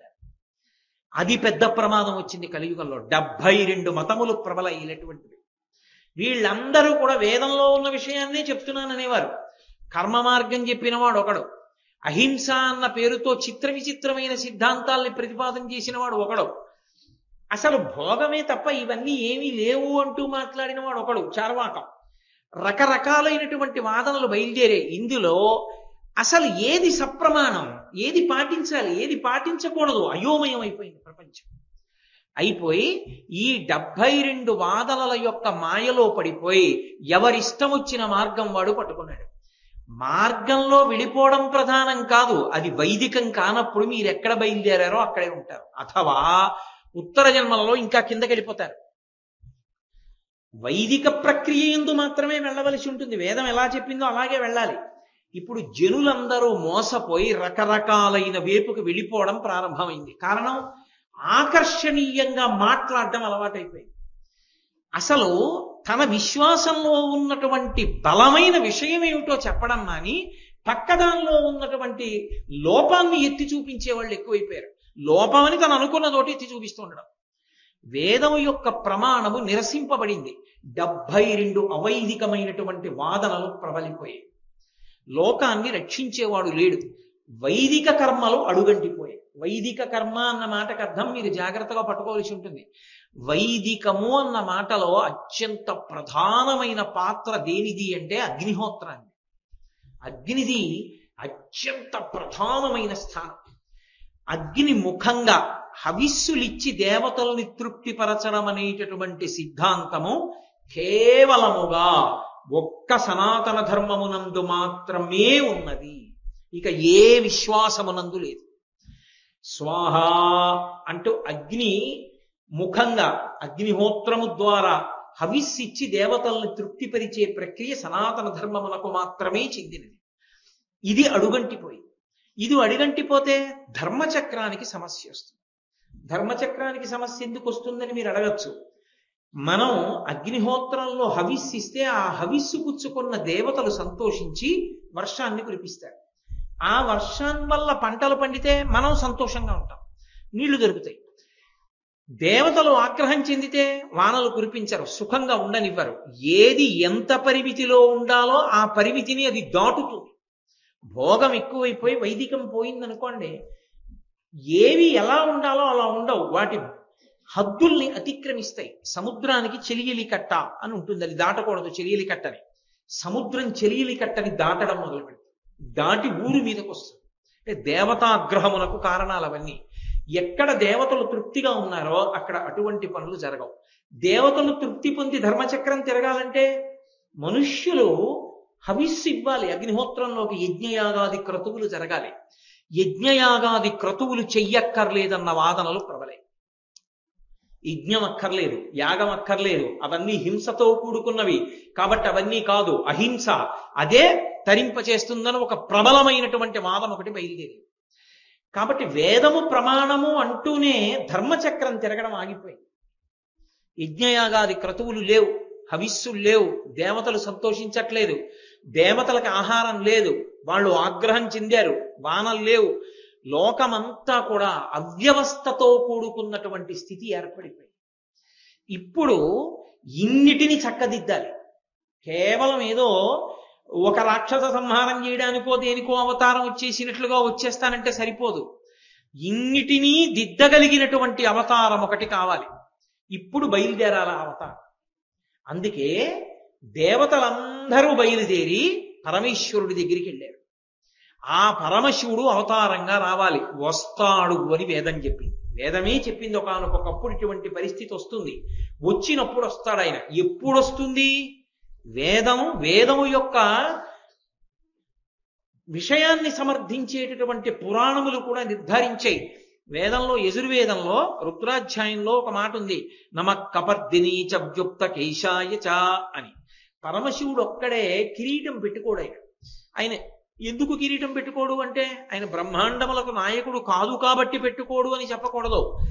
ఆయన కిరీటం పెట్టుకోవడానికి వీలైన రీతిలో ఆయన జటాజూటం ఉండదు, అంత పెద్ద జటాజూటంతో ఉంటాడు. వ్యోమవత్యప్త దేహాయ దక్షిణామూర్తయే నమః, అంత పెద్ద జటాజూటంతో ఉంటాడు. ఆ గంగమ్మ తడిసిపోయి ఉంటుంది లోపల, అరుణ జటేశ్వరుడని ఆ తడి జుట్టు ఎర్రగా ఉంటుంది.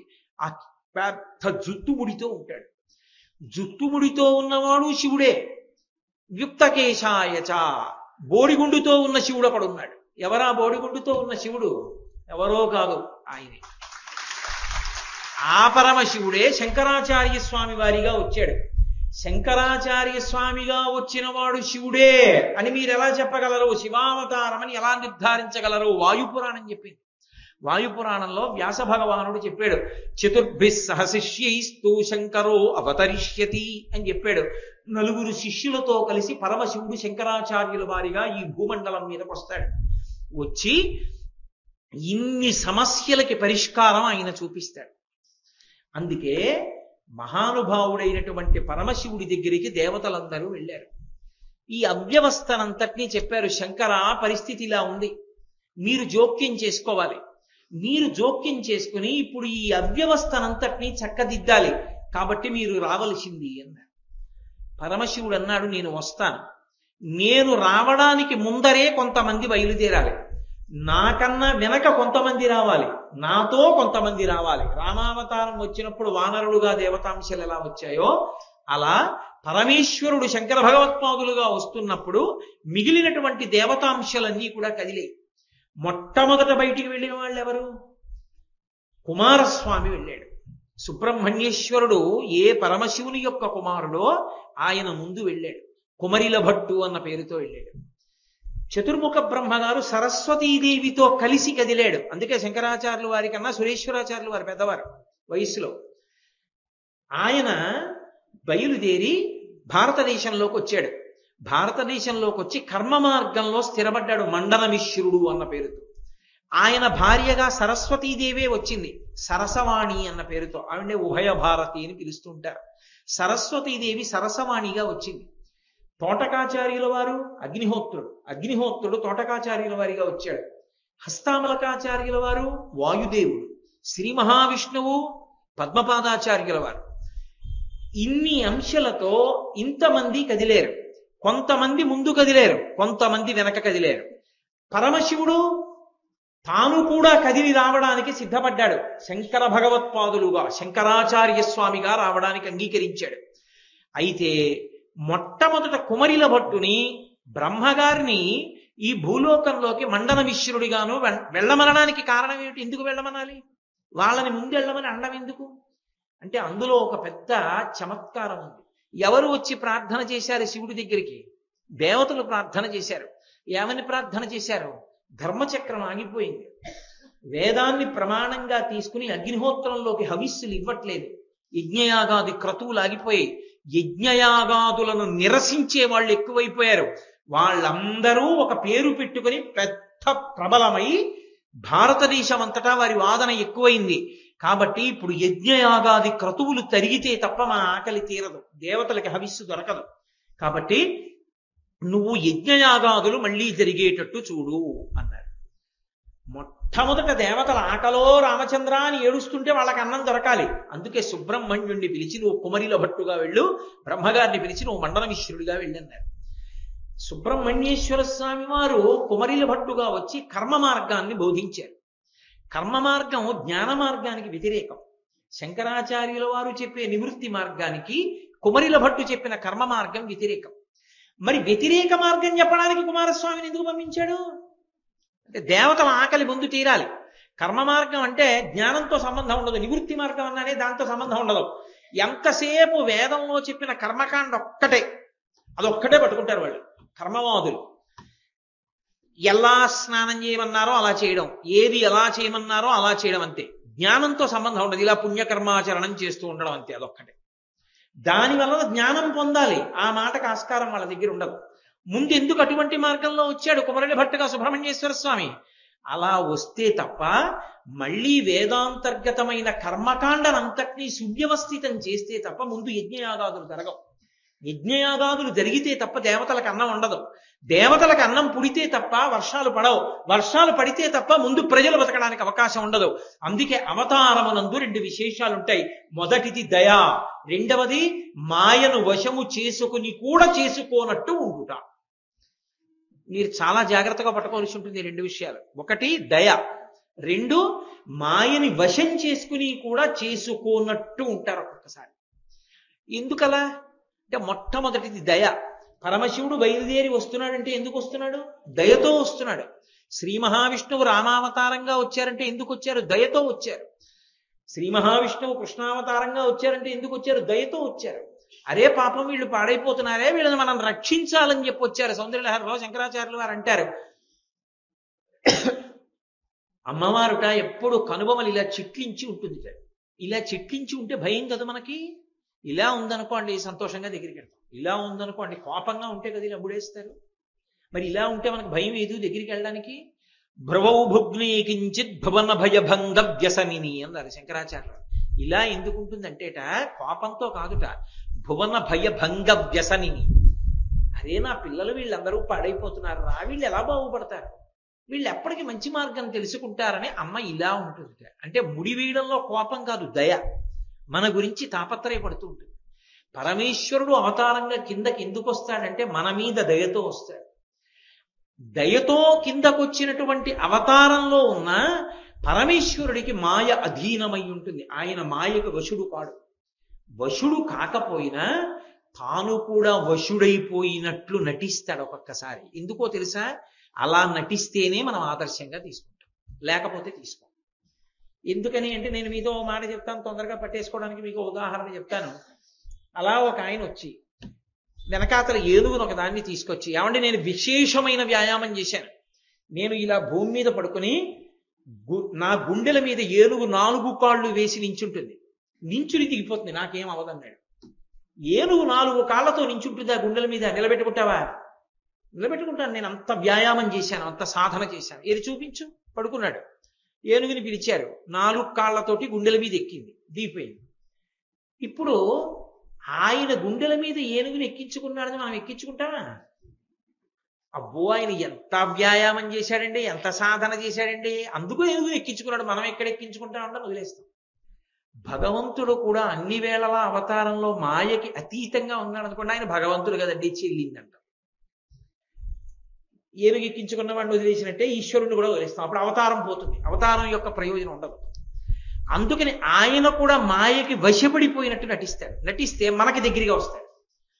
చూసావా మనలాగే ఉన్నాడు కానీ ఎంత ఓర్పు పట్టాడురా అని రామనామని చెప్తాం. రాముడు సీతమ్మ కనపడకపోతే కొండల్ని గుట్టల్ని ఏటిని గోదావరిని పట్టుకుని ఏడుస్తూ పరిగెత్తాడు అనుకోండి, అయ్యో రాముడు పాపం ఎంత బాధపడ్డాడో, అంత బాధపడ్డా ధర్మానికి కట్టుబడ్డాడండి, మనము కట్టుబడాలంటాం. నిజంగా రాముడు మాయకి వశుడై కాదు, వశుడైనట్టు నటిస్తాడు, ఎందుకంటే మనల్ని ఉద్ధరించడానికి. తాతగారు చిన్న పిల్లాడితో మనవడితో కలిసి ఆడుతూ ఉంటాడు. మనవడితో కలిసి ఆడుతున్నప్పుడు ఏదో క్రికెట్ ఆడుకుంటున్నారు ఇద్దరు. తాతగారు తనకి బలం ఉంది కదా అని వేసిన బంతిని అల్లా కొట్టేస్తాడు, ఏంటి కొట్టడం. ఏదో మనవడు కొడుతుంటే 4 మాటలు ఇలా కొద్దిగా పక్కకు కొడతాడు. తాతగారండి మీరు ఎంతగా అవుట్ అవ్వట్లేదు తాతగారండి అంటాడు. అంటే ఆయనే ఓ క్యాచ్ ఇచ్చేసి అవుట్ అయిపోతాడు. తాతగారు ఎందుకంత కిందకు వచ్చేసాడు? మనవడి కోసం. మనవడి కోసం తను శక్తి ఉన్న శక్తి లేనివాడిలా నటించి మనవడికి దగ్గరైనట్టు, మనవడికి ప్రీతి కల్పించినట్టు, మనకి బాగా దగ్గరవడానికి పరమేశ్వరుడు మాయకి వశుడైనట్లు నటిస్తాడు తప్ప ఆయన నిజంగా మాయకి వశపడిపోయాడని మనం అనుకోకూడదు. అందుకే అది శంకరాచార్య స్వామి వారి అవతారానికి కూడా మినహాయింపు కాదు. శంకర భగవత్పాదుల ఇంటికి దూరంగా పూర్ణానది ప్రవహిస్తూ ఉండేది. అమ్మగారు రోజు వెళ్ళి స్నానం చేసేవారు. అందులో ఆర్యాంబ. ఒక రోజు జ్వరం వచ్చింది ఆవిడకి. వెళ్ళలేకపోతున్నాను రా అంత దూరం, ఇవాళ నైమిత్తిక తిథిరా, ఇవాళ నదీ స్నానం చెయ్యాలి, వెళ్ళలేకపోతున్నాను రా అని బాధపడ్డారు. శంకరులు అన్నారు, అమ్మా ఎందుకమ్మా బాధపడతావు, పూర్ణానదిని మన ఇంటి ముందుకు పిలుస్తాను, స్నానం చేయి అని నదిని పిలిచారు. ఓ పూర్ణానది మా ఇంటి ముందు నుంచి వెళ్ళు అన్నారు. నది వెళ్ళింది. అమ్మగారు స్నానం చేశారు.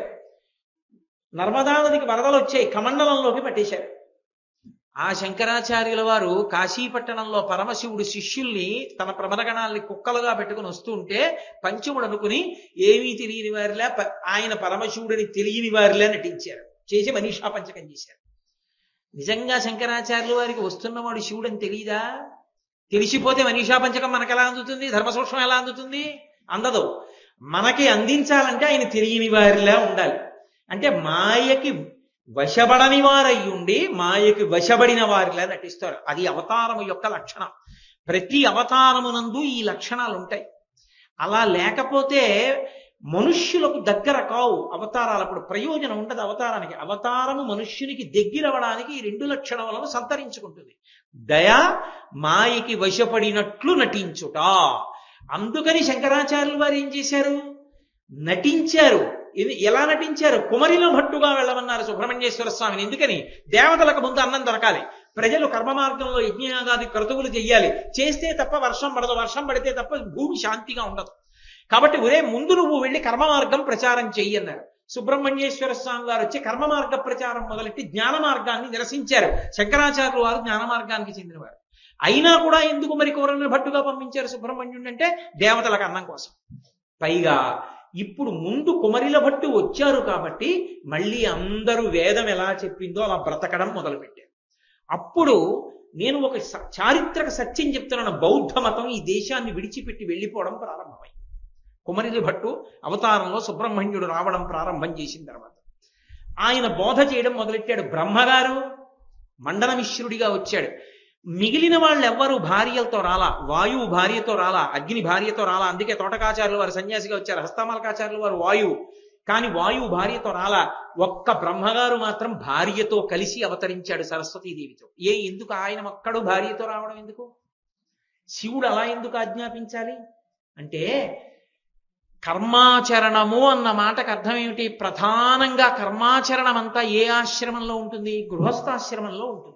ఒక యజ్ఞం చేయడం, యాగం చేయడం, సంధ్యావందనం చేసుకోవడం, ఇంటి పట్టున అతిథుల్ని ఆదరించడం, భగవంతుడికి పూజ చేసుకోవడం, ఇవన్నీ గృహస్థాశ్రమంలో ఉంటాయి. గృహస్థాశ్రమంలో ఇవన్నీ చెయ్యడానికి యోగ్యత దేనివల్ల వస్తుంది? భార్య పక్కన ఉంటేనే. భార్య లేకపోతే, ఎడం భుజం మీద తువ్వాలు లేకపోతే చేయడానికి యోగ్యత ఉండదు. కాబట్టి భార్య పక్కన లేకపోతే కర్మ మార్గంలో ఉండడానికి అవకాశం లేదు. అందుకే సరస్వతీదేవిని తీసుకుని వచ్చాడు. అందుకని ఆవిడ ఉభయ భారతి లేదా సరసవాణి అన్న పేరుతో సరస్వతీదేవి కూడా వచ్చింది. కాదు, ఇంకొక కారణం ఉంది. శంకరాచార్యుల వారి యొక్క జ్ఞాన వైభవాన్ని తట్టుకుని ఈయన సర్వజ్ఞుడు అని ప్రకటించాలంటే సరస్వతీదేవి తప్ప అన్యులకు సాధ్యం కాదు. తీర్పు చెప్పాలంటే ఒకానొక రెండు సందర్భాల్లో తీర్పు చెప్పవలసి వచ్చింది. అందుకని సరస్వతీదేవి ఈ భూమి మీదకి వచ్చింది సరసవాణిగా. నేను మీకు ఎదరై 5 రోజుల్లో చూపిస్తాను ఆ ఘట్టం ఎక్కడ వస్తుందో. కాబట్టి వీళ్ళందరూ ముందొచ్చారు. ఇప్పుడు వెనక శంకరాచార్య స్వామి వారి అవతారం రావాలి. అవతారం రావడం అంటే తేలికే, కానీ అవతారం రావాలంటే ఎక్కడ రావాలి? ఈ భూమండలంలో ఎక్కడ పుట్టాలి? ఎవరి ఇంట్లో పుట్టాలి?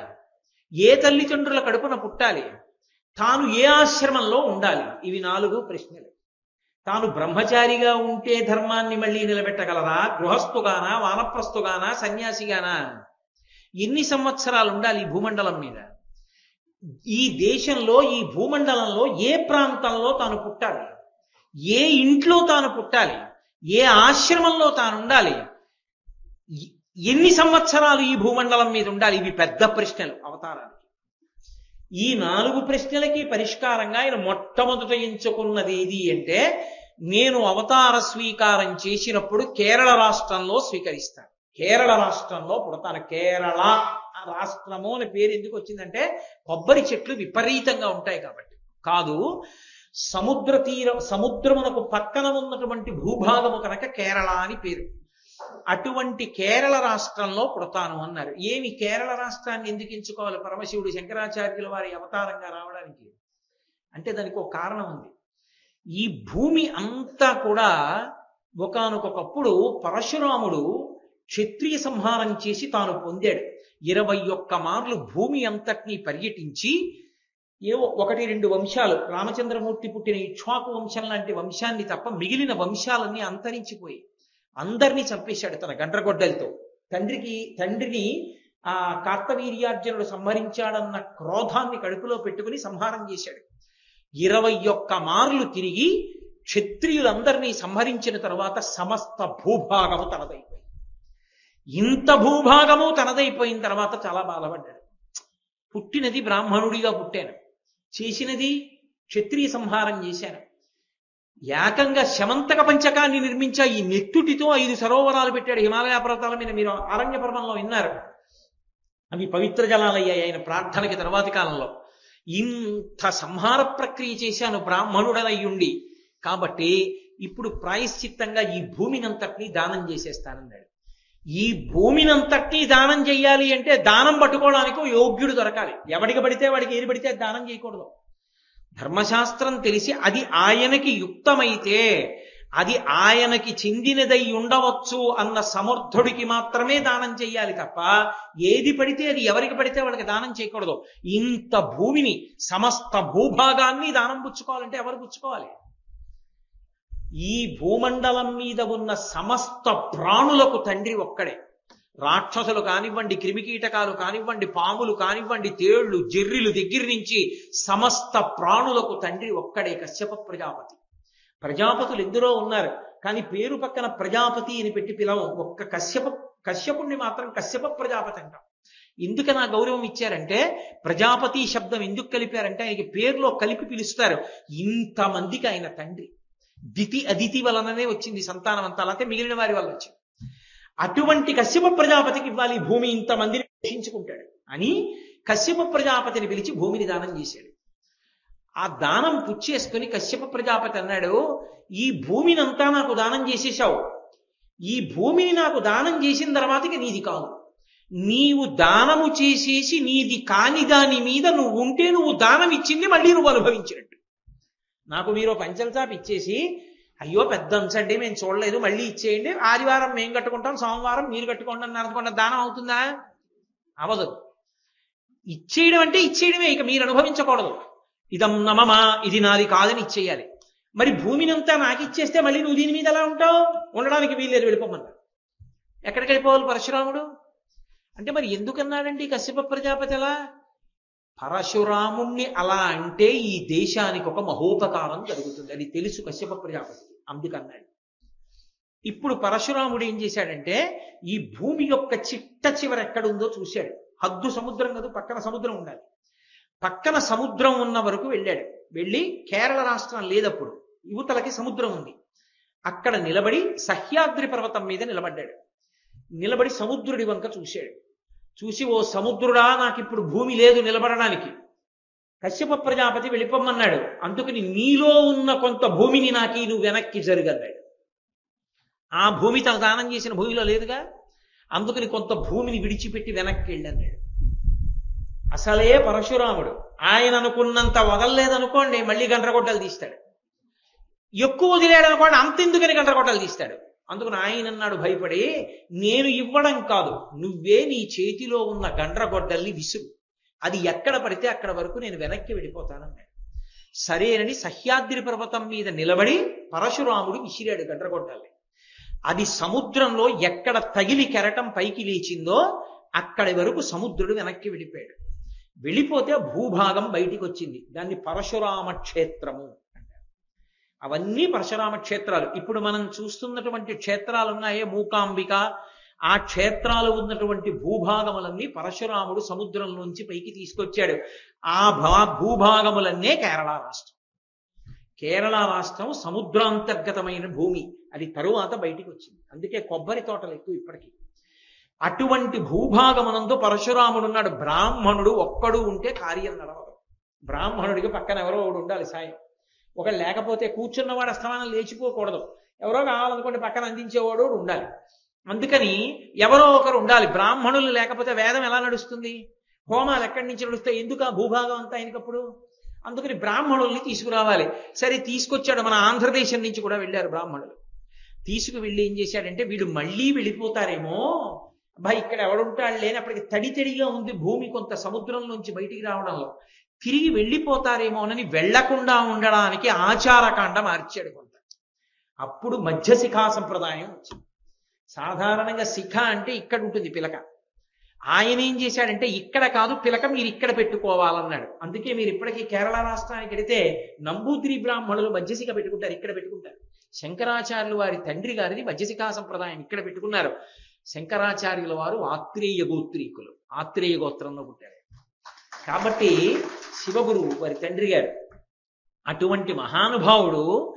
ఆ మధ్యశిఖా సంప్రదాయం అక్కడ ఉంది. పరశురాముడు అక్కడ ఉన్నాడు కాబట్టి అందరూ వైదిక విధులను సక్రమంగా నిర్వహించేవారు. అటంతా సముద్రం కాబట్టి ఇతర విశ్వాసములకు చెందిన వారెవ్వరూ కూడా దాటి ఇటు పక్కకి రాలేదు. పర్వతం అడ్డు సముద్రం ఉండేది కాబట్టి అక్కడ ఆచారకాండ నిలబడింది. అటువంటి భూభాగమునందు నేను పుడితే ఎక్కడ ఆచారం నిలబడి ఉందో అక్కడ నేను అవతారం స్వీకరించాలి. ఎక్కడ వేద ప్రమాణం నిలబడిందో నేను అక్కడ అవతారం స్వీకరించాలి. అందుకని కేరళ రాష్ట్రంలో ఉన్న కాలడి అగ్రహారాన్ని ఆయన ఎంచుకున్నాడు. కాలడి అగ్రహారంలో ఎవరికి జన్మించాలి? మళ్ళీ విద్యాధిరాజు అని ఒక మహానుభావుడు, ఆయన పేరుకి తగ్గ వ్యక్తి. విద్యాధిరాజు అంటే విద్యలకి రాజు. వేదంలో చెప్పబడినటువంటి అనేకానేకమైనటువంటి విషయములు శాస్త్రముల యందు పారంగతుడు. ఆయన కుమారుడే శివగురువు. ఆ శివగురువుకి సంతానం లేదు. ఆయన భార్య ఆర్యాంబ. ఈ శివగురువు ఆర్యాంబ విశేషమైనటువంటి భక్తి కలిగిన వాళ్ళు. అంత భక్తి కలిగిన కుటుంబం పరశురామ క్షేత్రంలో ఉన్న కాలడి అగ్రహారంలో ఉంది. ఇంత భక్తి కలిగిన వాళ్ళు కాబట్టి వీళ్ల కడుపున నేను పుట్టవచ్చు నిర్ణయం చేసుకున్నాడు. కేరళ రాష్ట్రంలో ఇప్పటికీ మీకు కనపడుతుంది. మీరు వెళ్ళి చూస్తే లోపలికి అగ్రహారాల్లోకి వెళ్ళి చూస్తే ఒక సంప్రదాయం కనపడుతుంది. కావు అంటారు. అంటే కొన్ని ఎకరాల విస్తీర్ణం వరకు ఉంటుంది. మధ్యలో ఇల్లు ఉంటుంది. చుట్టూ ఆవృతి అంటారు. ఆవృతి కాదు, ఆకృతి. ఆ చుట్టూ తడిక కడతారు. చాలా దూరం వరకు ఉంటుంది. మిరియాలకి సంబంధించిన తీగలు పాకిస్తారు. ఆ మిరియం తీగ చెట్లను అల్లుకుని ఉంటుంది. ఇంట్లో కాయగూరలు అవి అన్నీ పండిస్తారు. గురువు గారిని తెచ్చుకుని ఇంట్లోనే ఉండిపోయి వేదం చదువుకుంటూ కొన్ని నెలల పాటు ఇంట్లోంచి బయటికి వెళ్లకుండా యజ్ఞయాగాది క్రతువులు చేస్తూ ఉండిపోతారు.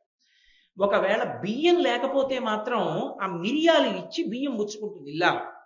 అందుకని వాళ్ళు ఏదో బయట నుంచి తెచ్చి డబ్బు దాచి అలా కాదు. ఇప్పటికీ కావు సంప్రదాయం అని ఆ ఆకృతితో కూడిన కావు యందు ఉండిపోయి కేరళ రాష్ట్రంలో అంత గొప్పగా వేదాభ్యాసం చేస్తారు వాళ్ళు. అటువంటి కుటుంబాల్లో ఒక కుటుంబం ఆ విద్యాధిరాజు యొక్క కుటుంబం. కాబట్టి ఆ కుటుంబంలో నేను జన్మించాలి.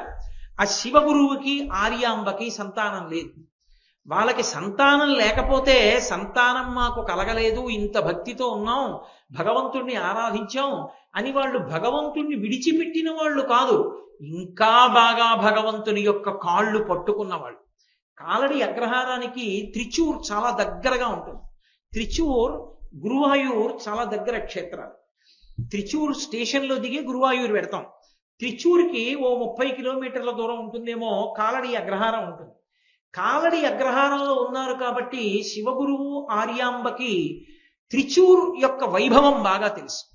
త్రిచూర్ని మనం ఇవాళ త్రిచూర్ని పిలుస్తున్నాం కాబట్టి, కానీ దాని సంస్కృత నామం వృషాచలము.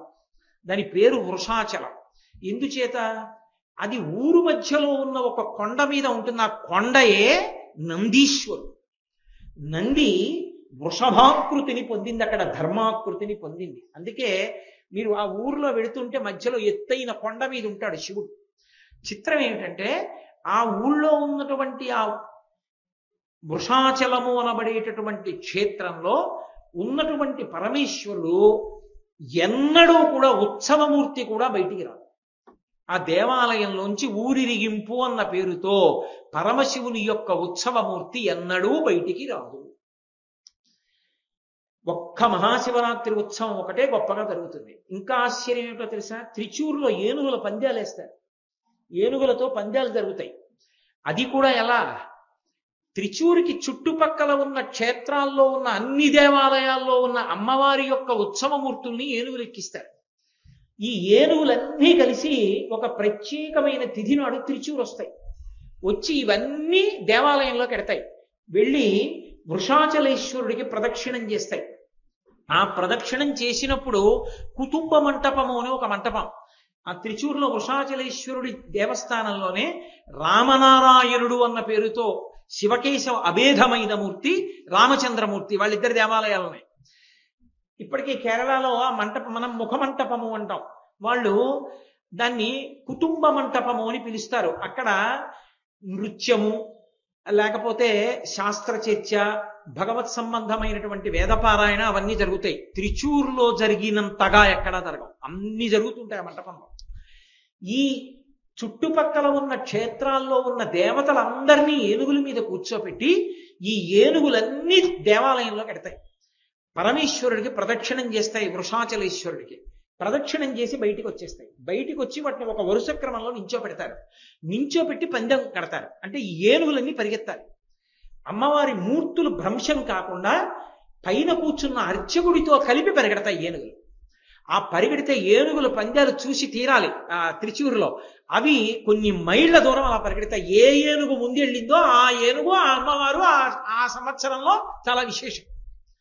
అయ్యవారు మాత్రం బయటికి రాడు. ఇంకా విచిత్రం ఏంటంటే త్రిచూరు క్షేత్రంలో అర్చకుడు 6 నెలలు ఉండాలి.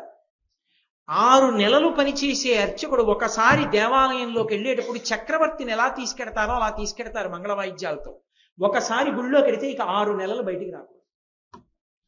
పూర్ణ బ్రహ్మచర్యంతో 6 నెలలు గుడిలోనే ఉంటాడు. అంత శౌచంతో ఉంటుంది క్షేత్రం.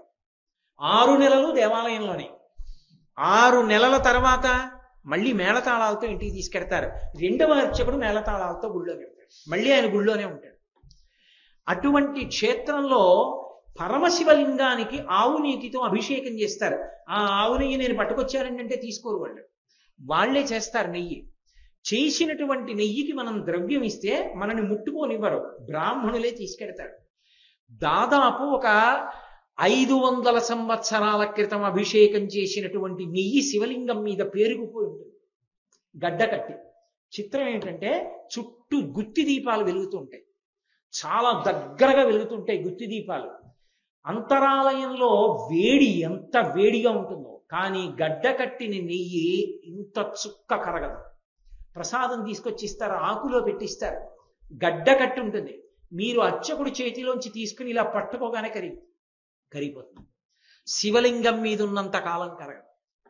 భారతదేశంలో ఆయుర్వేదం బాగా ప్రసిద్ధి చెందిన రాష్ట్రం కేరళ రాష్ట్రం. ఆయుర్వేదంలో ఏదైనా మందు తయారు చేయాలి అంటే తప్పకుండా ఆవు నెయ్యి ఉండాలి. ఎంత ప్రాచీనమైన ఆవు నెయ్యి అయితే ఔషధి అంత బాగా పనిచేస్తుందో తయారు చేసిన ఔషధం. ఇప్పటికీ కొన్ని 100 సంవత్సరాల క్రితం నెయ్యి కావాలంటే త్రిచూరు వెళ్ళి తెచ్చుకుంటారు. ఇంకా చిత్రం ఏంటంటే నెయ్యి ఎక్కడుంటే అక్కడ చీమలు ఈగలు ఉంటాయి. మనకిక్కడ నరసింహస్వామి క్షేత్రం ఉంది, పానకాల నరసింహుడు అని మంగళగిరి. అంత బెల్లం అరగదీసిన చీమలు పట్టవు. త్రిచూరులో 300-400 సంవత్సరాల క్రితం అభిషేకం చేసి పేరుకున్నటువంటి నెయ్యి ఉన్నప్పటికీ ఒక చీమ కాని ఒక ఈగ కాని ఆలయం గడప దాటి లోపలికి వెళ్ళదు. అలాగే ఉంటుంది నీతి గడ్డ కట్టి. మీరు ఇప్పటికీ చూడొచ్చు త్రిచూరు వెళ్ళి.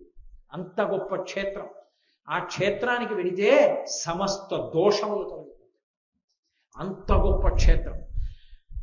శాస్త్రమునందు నమ్మకం ఉండాలి. గురువు గారి దగ్గర మనం ఎన్నాళ్ళు విన్నామన్నది కాదు. అన్నీ విని ఆ నీతిలో ఏమైనా కలుపుతారా అని అడిగాడు అనుకోండి, వాడికన్నా పనికి మాలిన వాడు ఇంకోటి లేడని గుర్తు. అన్నీ విని ఈ సభలోనే ఉన్న వాళ్ళు అలా అడిగిన వాడు నాకు తెలుసు, అందుకు చెప్తున్నాను. కాబట్టి శాస్త్రమునందు విశ్వాసం అంటే విశ్వాసం ఉండాలి. త్రిచూర్ లాంటి క్షేత్రాల్ని పట్టుకుని పరిహాసాస్పదంగా మాట్లాడకూడదు. ఓసారి ఆ క్షేత్రానికి ఎడితే తెలుస్తుంది ఆ క్షేత్ర వైభవం ఏమిటో. నోరు ఉంది కదా అని ఏవి పడితే అవి మాట్లాడకూడదు, అదుపులో ఉంచుకుని మాట్లాడాలి. అనవసరపు ప్రలాపనలు మంచివి కావు. ఇప్పటికీ అంత శౌచాన్ని నిర్వహిస్తారు ఆ దేవాలయంలో. అటువంటి త్రిచూర్ క్షేత్రానికి ఒక లక్షణం ఉంది. మండల భజన అని ఒకటి చేస్తారు. మండల భజన అంటే 40 రోజులు అని. 40 రోజుల పాటు భజన అంటే ఏదో రామనామం ఏదో చెప్తూ చిడతలు మోగిస్తూ కూర్చోవడం అని కాదు. భజన అంటే భక్తితో జీవించుట. భక్తితో జీవించుట అంటే భార్యాభర్త కలిసి వెడతారు. అక్కడ ఉన్నటువంటి పవిత్ర కోనేటిలో స్నానం చేస్తారు. స్వామి అభిషేకం జరుగుతున్నంతసేపు కూర్చుంటారు, మౌనంగా పారాయణ చేసుకుంటారు. కొన్ని దేవాలయాల్లో రాత్రి నిద్ర చేయడానికి స్థానాన్ని ఇస్తారు. అటువంటి స్థానం కల్పింపబడిన చోట రాత్రి పడుకుని నిద్రపోతారు బ్రహ్మచర్యం పాటిస్తూ. మరునాటి ఉదయం లేస్తారు, మళ్ళీ కార్యక్రమం మొదలు. ఆలయం విడిచిపెట్టి వెళ్ళరు, అక్కడే భక్తితో ఉండిపోతారు. అలా 40 రోజులు ఉంటారు. 40 రోజులు ఉంటే అలా భక్తిగా తీరని కోర్కె ఉండదు.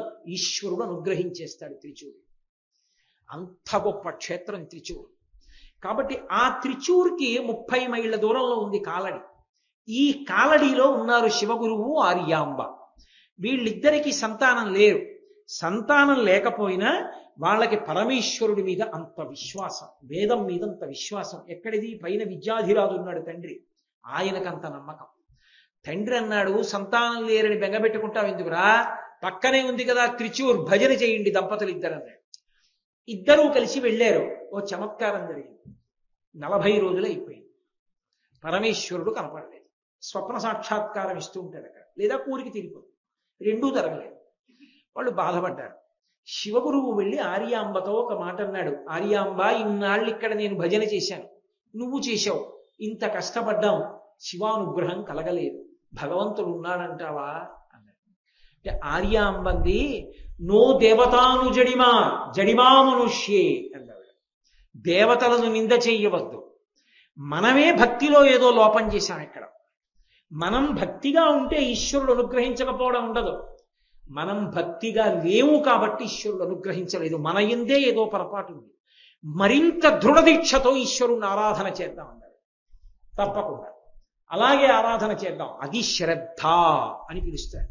శ్రద్ధ అంటే శాస్త్రస్య గురువాక్యస్య సత్యబుద్ధ్యావధారణ.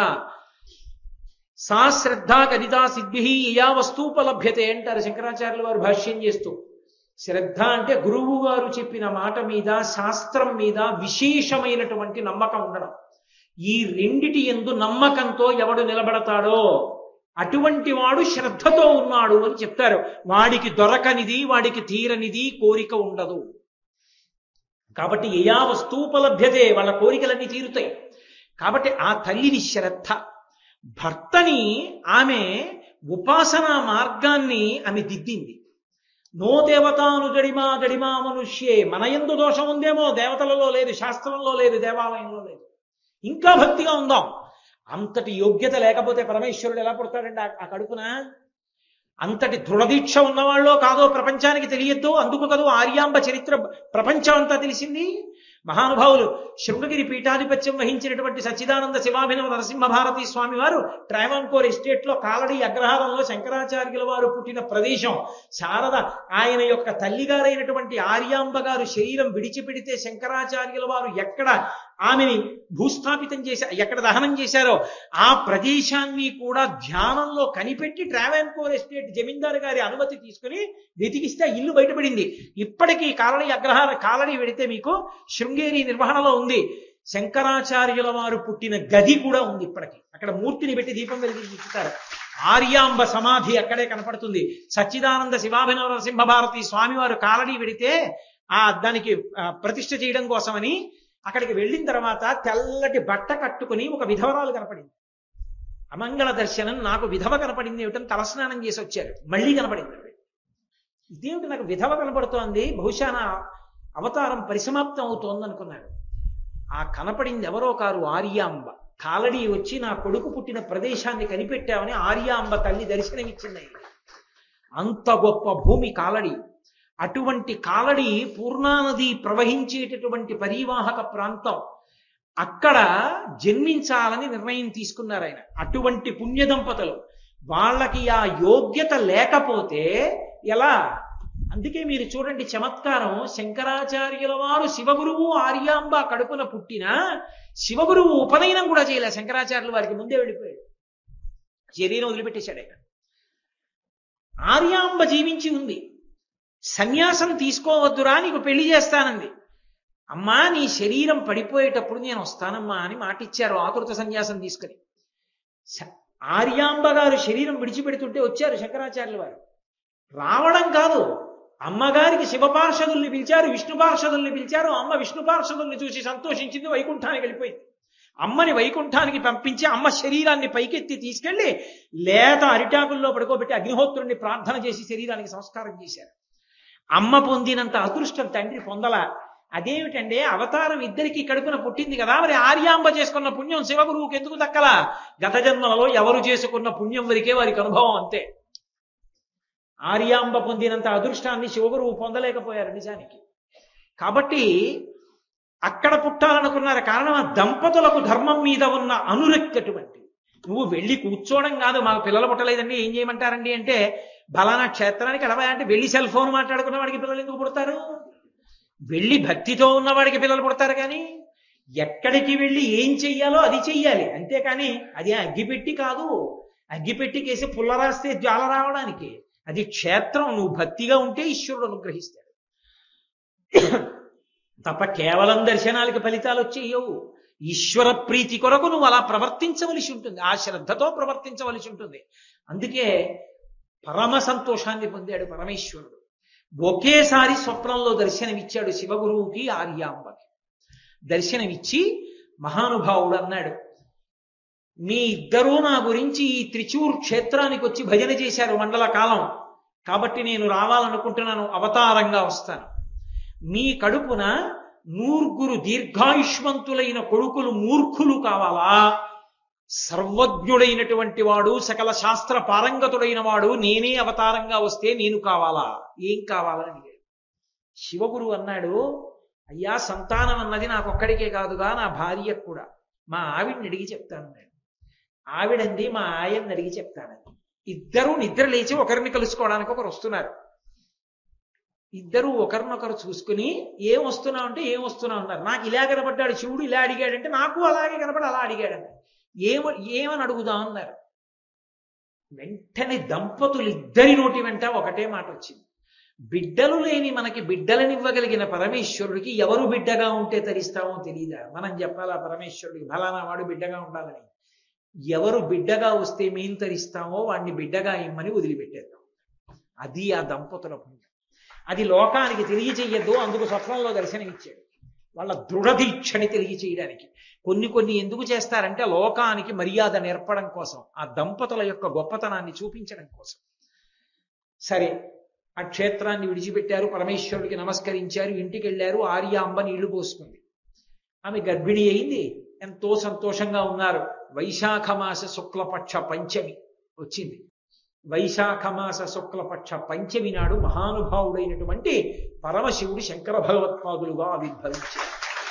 ఆయన పుట్టడమే వైశాఖ మాసాన్ని ఎంచుకున్నారు. చైత్ర వైశాఖ మాసములు రెండు కూడా వసంత ఋతువు. ఈ 2 మాసములకు ఒక ప్రత్యేకత ఉంది. అసలు మనిషిగా ఎలా బ్రతకాలో చెప్పినటువంటి మహాపురుషులైన ఇద్దరు పుట్టిన నెలలు ఈ 2.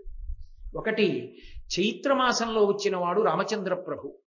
వైశాఖ మాస శుక్లపక్ష పంచమి నాడు వచ్చి లోకం ఎలా తరించాలో నేర్పిన వారు శంకర భగవత్పాదులు. అటువంటి మహాపురుషులు ఇద్దరు పుట్టారు.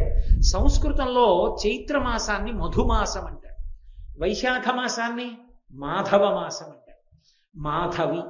మాధవి అంటే మల్లెపువ్వు, వైశాఖము అంటే మల్లెతీగ.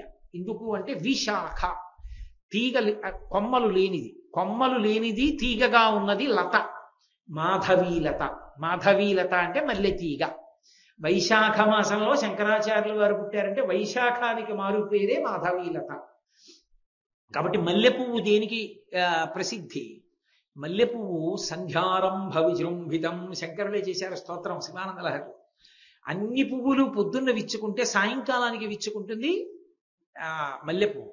ప్రదోష వేళలో అర్చన ఉన్న వాళ్ళు ఇద్దరే, నరసింహస్వామి పరమశివుడు. మల్లె పువ్వు అంత తెల్లగా ఏ పువ్వు ఉండదు, మల్లె పువ్వు అంత సువాసనలు గుబాళించే పువ్వు ఇంకొకటి లేదు. అందుకే పుష్ప జాతి యందు రాణి అని పిలుస్తారు ఆ మల్లె పువ్వుని. అటువంటి మల్లె పువ్వునందు మకరందం ఎక్కువ, తేనె ఎక్కువగా ఉంటుంది. అందుకే తుమ్మిదలు తిరుగుతుంటాయి ఎప్పుడు మల్లె పువ్వులు ఉన్న చోట.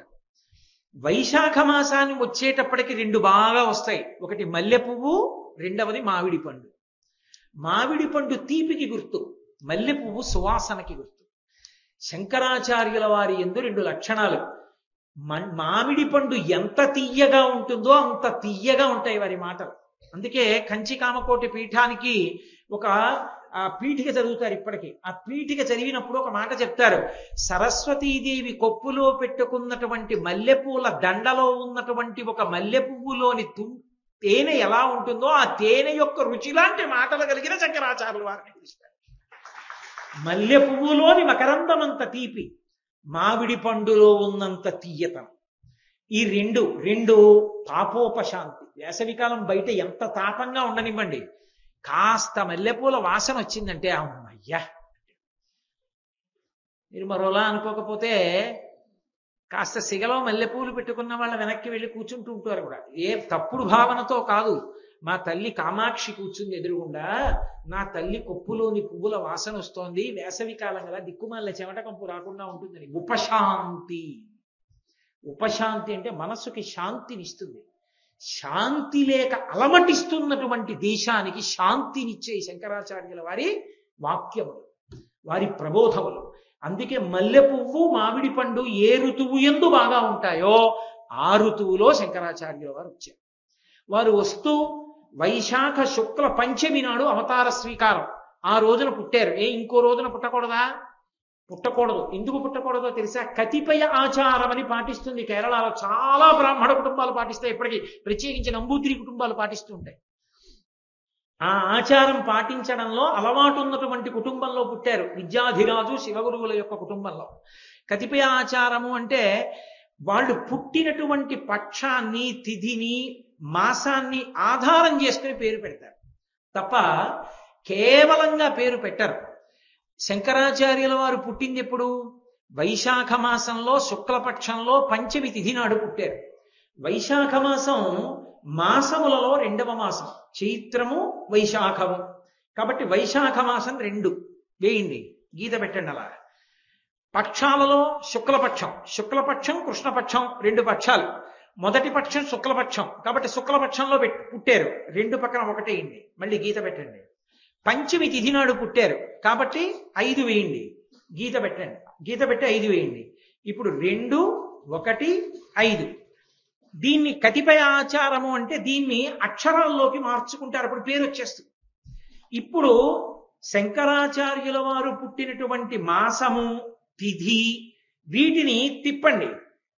వైశాఖ మాసం శుక్లపక్షం పంచమి తిథి, వైశాఖ మాసం 2, శుక్లపక్షం 1, తిథి పంచమి 5, 2, 1, 5. అక్షరాల్లోకి మార్చేటప్పుడు తిప్పి మార్చాలి, ఇట్నుంచి ఇటు తిప్పండి. 5, 1, 2. ఇప్పుడు 5, 1, 2 సంస్కృతంలో పట్టిక ఉంటుంది, ఏ అక్షరం ఏ అంకికి సరిపోతుందో.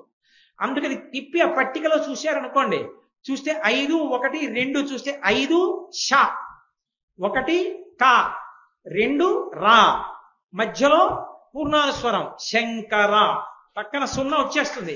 శకర అంటే పుట్టినవాడు శంకర పేరు గర్హుడు. పుట్టినవాడు శంకరుడు పుట్టాడు, సాక్షాత్ శంకరుడు.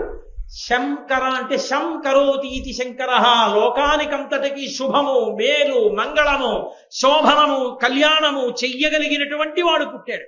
జగద్రక్షకుడు పుట్టాడు, కనిపెట్టాడు శివగురు, కనిపెట్టాడు విద్యాధిరాజు. అందుకే ఆ ఆచారం ఉన్న కుటుంబంలో వచ్చింది శంకరావతారం. తిప్పితే ఖచ్చితంగా శంకర వచ్చేసింది. శంకర అని పేరుంచారు, వచ్చినవాడు పరమశివుడు. ఈయన పుట్టిన తరువాత కొన్నాళ్ళకి వ్యాసాచార్యుల వారు ఆ బదరీనాథ్లో ఉన్నటువంటి గోవింద భగవత్పాదాచార్యుల వారికి చెప్పారు, పరమశివుడు అవతారంలోకి వచ్చాడు, దీక్ష తీసుకోవడానికి వస్తాడు. ఇంత దూరం నడిచి వస్తే ఆయన ఉండేదే తక్కువ కాలం, సమయం వృధా అయిపోతుంది, నువ్వే ముందుకెళ్ళిపో నర్మదా నది ఒడ్డుకన్నాడు. నర్మదా నది ఒడ్డుకొచ్చి గుహలో కూర్చున్నారు గోవింద భగవత్పాదులు. అందుకే సన్యాస దీక్షానామం తీసుకునేటప్పుడు పూర్వనామాన్ని తీసేస్తారు. పూర్వనామం తీసి కొత్త నామం ఇస్తారు తప్ప పూర్వనామం తల్లిదండ్రులు పెట్టిన నామం ఏదో ఆ పేరు ఉంచరు. మీరు చూడండి, ఆ ద్వైత సంప్రదాయానికి సంబంధించినటువంటి అత్యంత పూజనీయులైన మహాపురుషులు మధ్వాచార్యుల వారు. మధ్వాచార్యుల వారి పూర్వాశ్రమ నామం వాసుదేవ. ఆ వాసుదేవ తర్వాతి కాలంలో ఆ మధ్వాచార్యుల వారు అని వారు లోకంలో ప్రఖ్యాతి వహించారు. వారికి పూర్ణ ప్రజ్ఞులు అని వేరొక పేరు. అలాగే విశిష్టాద్వైతాన్ని స్థాపించినటువంటి రామానుజాచార్యుల వారి యొక్క పూర్వాశ్రమ నామం లక్ష్మణ. ఆ తరువాతి కాలంలో వారికి సన్యాసాశ్రమ నామం రామానుజాచార్య. అలాగే ఒకానొకప్పుడు గౌరాంగులు అని పేరు. ఈ చైతన్య సంప్రదాయంలో, కృష్ణ చైతన్య సంప్రదాయంలో ఉన్నటువంటి వారికి ఆయనకి చైతన్య మహాప్రభు, కృష్ణ చైతన్య మహాప్రభు అని పేరు పెట్టుకున్నారు ఆయన సన్యాసాశ్రమ స్వీకారం తర్వాత. అంతకు ముందున్నటువంటి నామం గౌరాంగులు. గౌరాంగులు అంటే తెల్లని వర్ణం ఉన్నవారు. ఆశ్రమ స్వీకారం తర్వాత పేరే మారిపోయింది. కృష్ణ చైతన్యులు, నల్లటి కృష్ణుడి యొక్క రంగు ఉన్నవారని మారిపోయింది. పేర్లు మారాయి. తల్లిదండ్రులు పెట్టిన పేరు ఒకటి, సన్యాసాశ్రమం ఇచ్చిన తరువాత గురువు గారు పెట్టిన పేరు ఒకటి. పుట్టినప్పుడు తిథి వార పక్షములను బట్టి ఉన్న పేరు, తల్లిదండ్రులు పెట్టిన పేరు, సన్యాసాశ్రమం తర్వాత గురువు గారు మార్చకుండా వదిలేసిన పేరు కూడా ఒకటే అయిన మహాపురుషులు శంకరాచార్యుల వారు ఒక్కరే. శంకరుల పేరు పుట్టినప్పుడు శంకర, గోవింద భగవత్పాదాచార్యుల వారు సన్యాసం ఇచ్చిన తరువాత కూడా శంకర. మార్చల. ఎందుకు మార్చలేదో తెలుసా? లోక శుభంకరుడు, లోకమునకంతటికీ శుభాలు చేయడానికి వచ్చిన వాడు, మంగళప్రదుడు. ఈ పేరు నేనెలా మారుస్తానన్నారు. మార్చల. శంకర ఉంచేశారు. అందుకే శంకర భగవత్పాద. ఏ పాదం పట్టుకుంటే భగవంతుడు దొరుకుతాడో ఆ పాదములున్న మహాపురుషులు వారు. అందుకే వారికి శంకర భగవత్పాదాచార్య. ఆచార్య తాను అనుష్ఠించి చూపించి వేదాన్నంతటినీ కూడా ప్రచారం చేసి వేదాంతర్గతమైన అద్వైత సిద్ధాంతాన్ని స్థాపించిన మహాపురుషులు 72 అవైదిక మతాల్ని ఖండన చేసి స్థాపించారు. శంకరుల యొక్క గొప్పతనం అంతా ఎక్కడుందంటే, శంకరులు ఉన్న రోజులలో అవతారం స్వీకరించినప్పుడు 72 అవైదిక మతాలు ఉన్నాయి. అందరూ వేదంలో చెప్పినట్టు చెప్పేవారు, కానీ ఎవరూ వేదాన్ని పూర్తిగా ఒప్పుకుని మాట్లాడాల. అవైదికం. అటువంటి 72 మతాల్ని సత్యదండం చేతిలో పట్టుకుని వాదనతో ఖండించి వేదాంతర్గతమైనటువంటి అద్వైత సిద్ధాంతాన్ని స్థాపించి వేదము యొక్క ప్రమాణాన్ని నిలబెట్టిన మహాపురుషులు శంకర భగవత్పాదులొక్కరే. శంకరులు లేని నాడు మిగిలిన జయంతులు లేవు. నేను యథార్థం చెప్తున్నా. శ్రీరామ నవమి, కృష్ణాష్టమి ఇవేమీ లేవు. ఎందుకు లేవంటారేమో, వేదము యొక్క ప్రమాణమే లేదు, తిరస్కరింపబడింది ఆ రోజుల్లో. ఎవడిష్టం వచ్చిన వాదన వాడిది. అలాంటి రోజులలో శంకర భగవత్పాదుల యొక్క అవతారం స్వీకరింపబడింది కాబట్టి, వేదం మళ్ళీ బతికి బట్ట కట్టింది కాబట్టి, వేద ప్రమాణము నిలబడింది కాబట్టి శ్రీరామనవమి, నిలబడింది కాబట్టి కృష్ణ జయంతి, నిలబడింది కాబట్టి నృసింహ జయంతి, నిలబడింది కాబట్టి మహాశివరాత్రి. శంకర జయంతి లేని నాడు ఇవేవి లేవు. ఇన్ని నైమిత్తిక తిథులు చేసుకోవడానికి ఆధారం శంకర జయంతి ఉండడమే. ఆ శంకర జయంతిని చేసుకోకపోతే అంతకన్నా కృతజ్ఞత ఇంకొకటి లేదు. శంకర జయంతి చేసి తీరవలసిందే. ఊరూరా ఆయన గురించి చెప్పవలసిందే. అందుకే ఒక్క శంకరాచార్యుల వారి జీవిత చరిత్రని మాత్రం శంకరుల జీవిత చరిత్ర అని పిలవరు, శంకర విజయాలంటారు. శంకరులు ఎక్కడికి వస్తే అక్కడ మహాపురుషుల యొక్క ఆగమనం.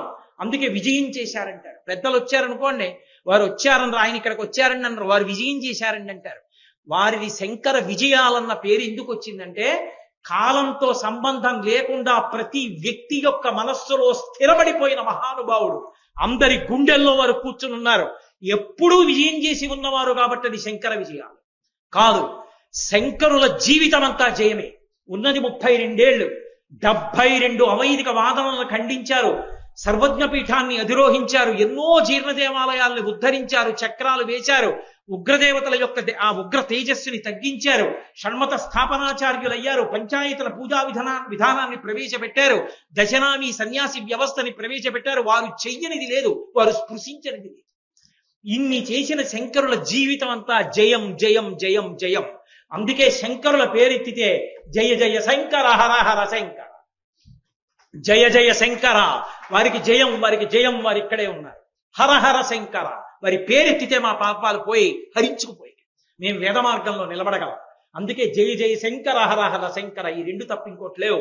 శంకర జయంతి వస్తోందంటే రెండు రకాలుగా చేస్తారు. అందుకే శంకర జయంతిని కంచికామకోటి సంప్రదాయంలో అయితే గర్భోత్సవము జననోత్సవము అని రెండుగా చెయ్యాలి. గర్భోత్సవము అంటే శంకరాచార్యుల వారు అవతార స్వీకారం చేసినటువంటి వైశాఖ శుక్ల పంచమికి ముందు 11 రోజులుగా చెయ్యాలి.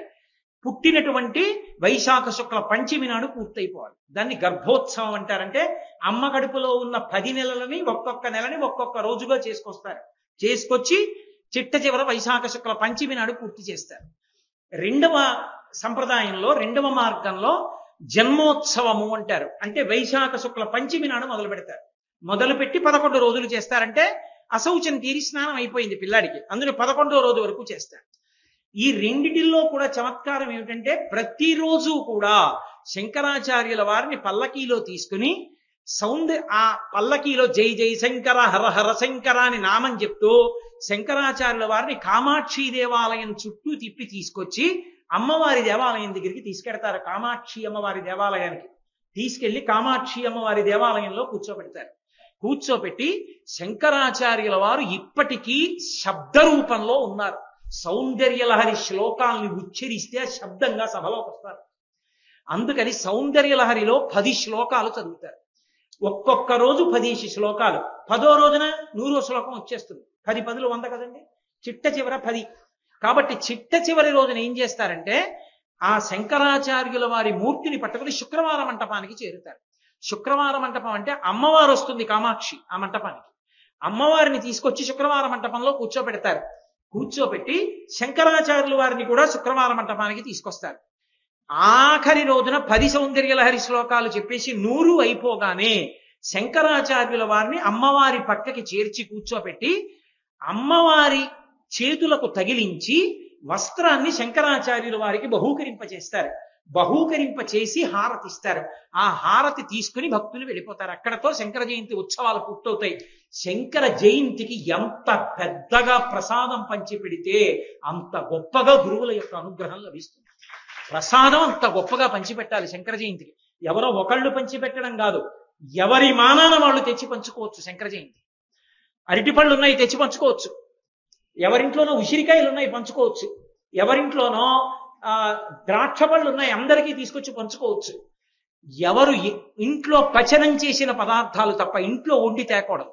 జీడిపప్పు పంచుకోవచ్చు, పటికి బెల్లం పంచుకోవచ్చు. శంకరాచార్యుల వారి జయంతి అంటే ఎన్ని ప్రసాదంగా పంచిపెట్టగలిగితే అన్ని పంచుతారు. ఎందుకంటే జై జయ శంకర హర హర శంకర జగద్గురువులు పుట్టినటువంటి రోజు పరమ సంతోషంతో ఇల్లు చేసుకోవాలి. మరి ఎవరో ఒకరే ప్రసాదం పెట్టాలని నియమం లేదు. ప్రతి వాళ్ళు తెచ్చి ప్రసాదం పంచిపెట్టుకోవచ్చు వైశాఖ శుక్ల పంచమి నాడు. అందుకని 2గా చేస్తారు. శృంగేరి సంప్రదాయంలో 5 రోజులు చేస్తారు.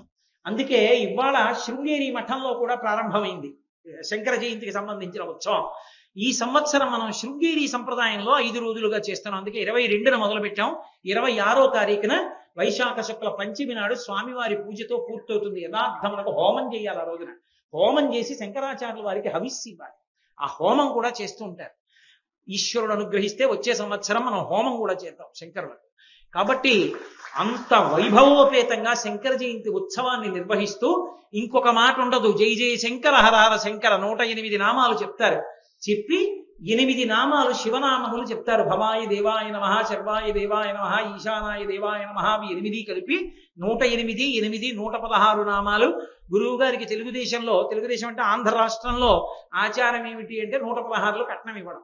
వారు సన్యాసి, వారు 116 ఎందుకు పుచ్చుకుంటారు? పుచ్చుకోరు. అందుకని 108 వారి నామములు చెప్పి 8 శివనామములు కలిపి 116 నామములు చెప్తాం శంకర జయంతి నాడు. 116 నామాలతోటి శంకర జయంతి పూర్తవుతుంది. కాబట్టి అటువంటి మహానుభావుడు వైశాఖ శుక్ల పంచమి నాడు అవతార స్వీకారం చేసి కాలడి అగ్రహారంలో అవతార స్వీకారం చేశారు. శంకర భగవత్పాదుల యొక్క అద్భుతం ఏమిటో, ఆ అవతారానికి ఉన్న అద్భుతాన్ని పద్మపాదాచార్యుల వారు ఏమని వర్ణించారో, అసలు ఆ అవతారంలో ఎన్ని విశేషాలు జరిగాయో, ఈ విశేషాలలో మళ్ళీ కొంత భాగాన్ని రేపు సాయంకాలం 6:30 మనం కలుసుకున్నప్పుడు మళ్ళీ ప్రసంగంలో ప్రారంభం చేస్తాను. ఇందులో అంతర్భాగంగా ప్రతిరోజు ఉదయం వేళ శంకరాచార్యుల వారికి అభిషేక కార్యక్రమం జరుగుతోంది.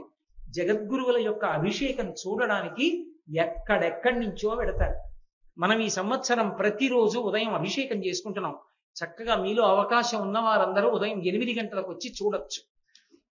అలాగే మనం ఈ ఉపన్యాసం అయిపోయిన తర్వాత ఇప్పుడు తోటకాష్టకం అని ఒక అష్టకం, ఆ తోటకాష్టకానికి ఉన్న వైభవం ఏమిటో నేను మీకు ఒక రోజు ఉపన్యాసంలో చెప్తాను. ఆ తోటకాష్టకంతో శంకరాచార్యుల వారికి నమస్కారం చెయ్యాలి. మనందరం లేచి నిలబడి, మీకు తెలుసుదని సంప్రదాయం, నేను చెప్తాను, మీరు చెప్పి శ్లోకం పూర్తయిన తర్వాత ప్రతి శ్లోకానికి చివర మకుటం ఒకటే ఉంటుంది. భవశంకర దేశిక మే శరణం. శంకరులకు దేశికులు అని పేరు. ఎందుకు దేశిక అని పిలిచారు శంకరుల్ని అన్న విశేషాన్ని మీకు ఒక రోజున చెప్తాను. కాబట్టి భవశంకర దేశిక మే శరణం అనేసి అప్పుడు భూమిని ముట్టుకోవాలి. కాబట్టి ఇప్పుడు శంకరాచార్యుల వారిని ఇక్కడ ఉన్న వేదిక మీదకి తీసుకొస్తారు. దాని వలన ఏమవుతుందంటే మనందరికీ ఒక సంతోషంగా ఉంటుంది. జగద్గురువులు ఇక్కడే ఉన్నారు, మనం నమస్కారం చేస్తున్నామన్న సంతోషం కలుగుతుంది.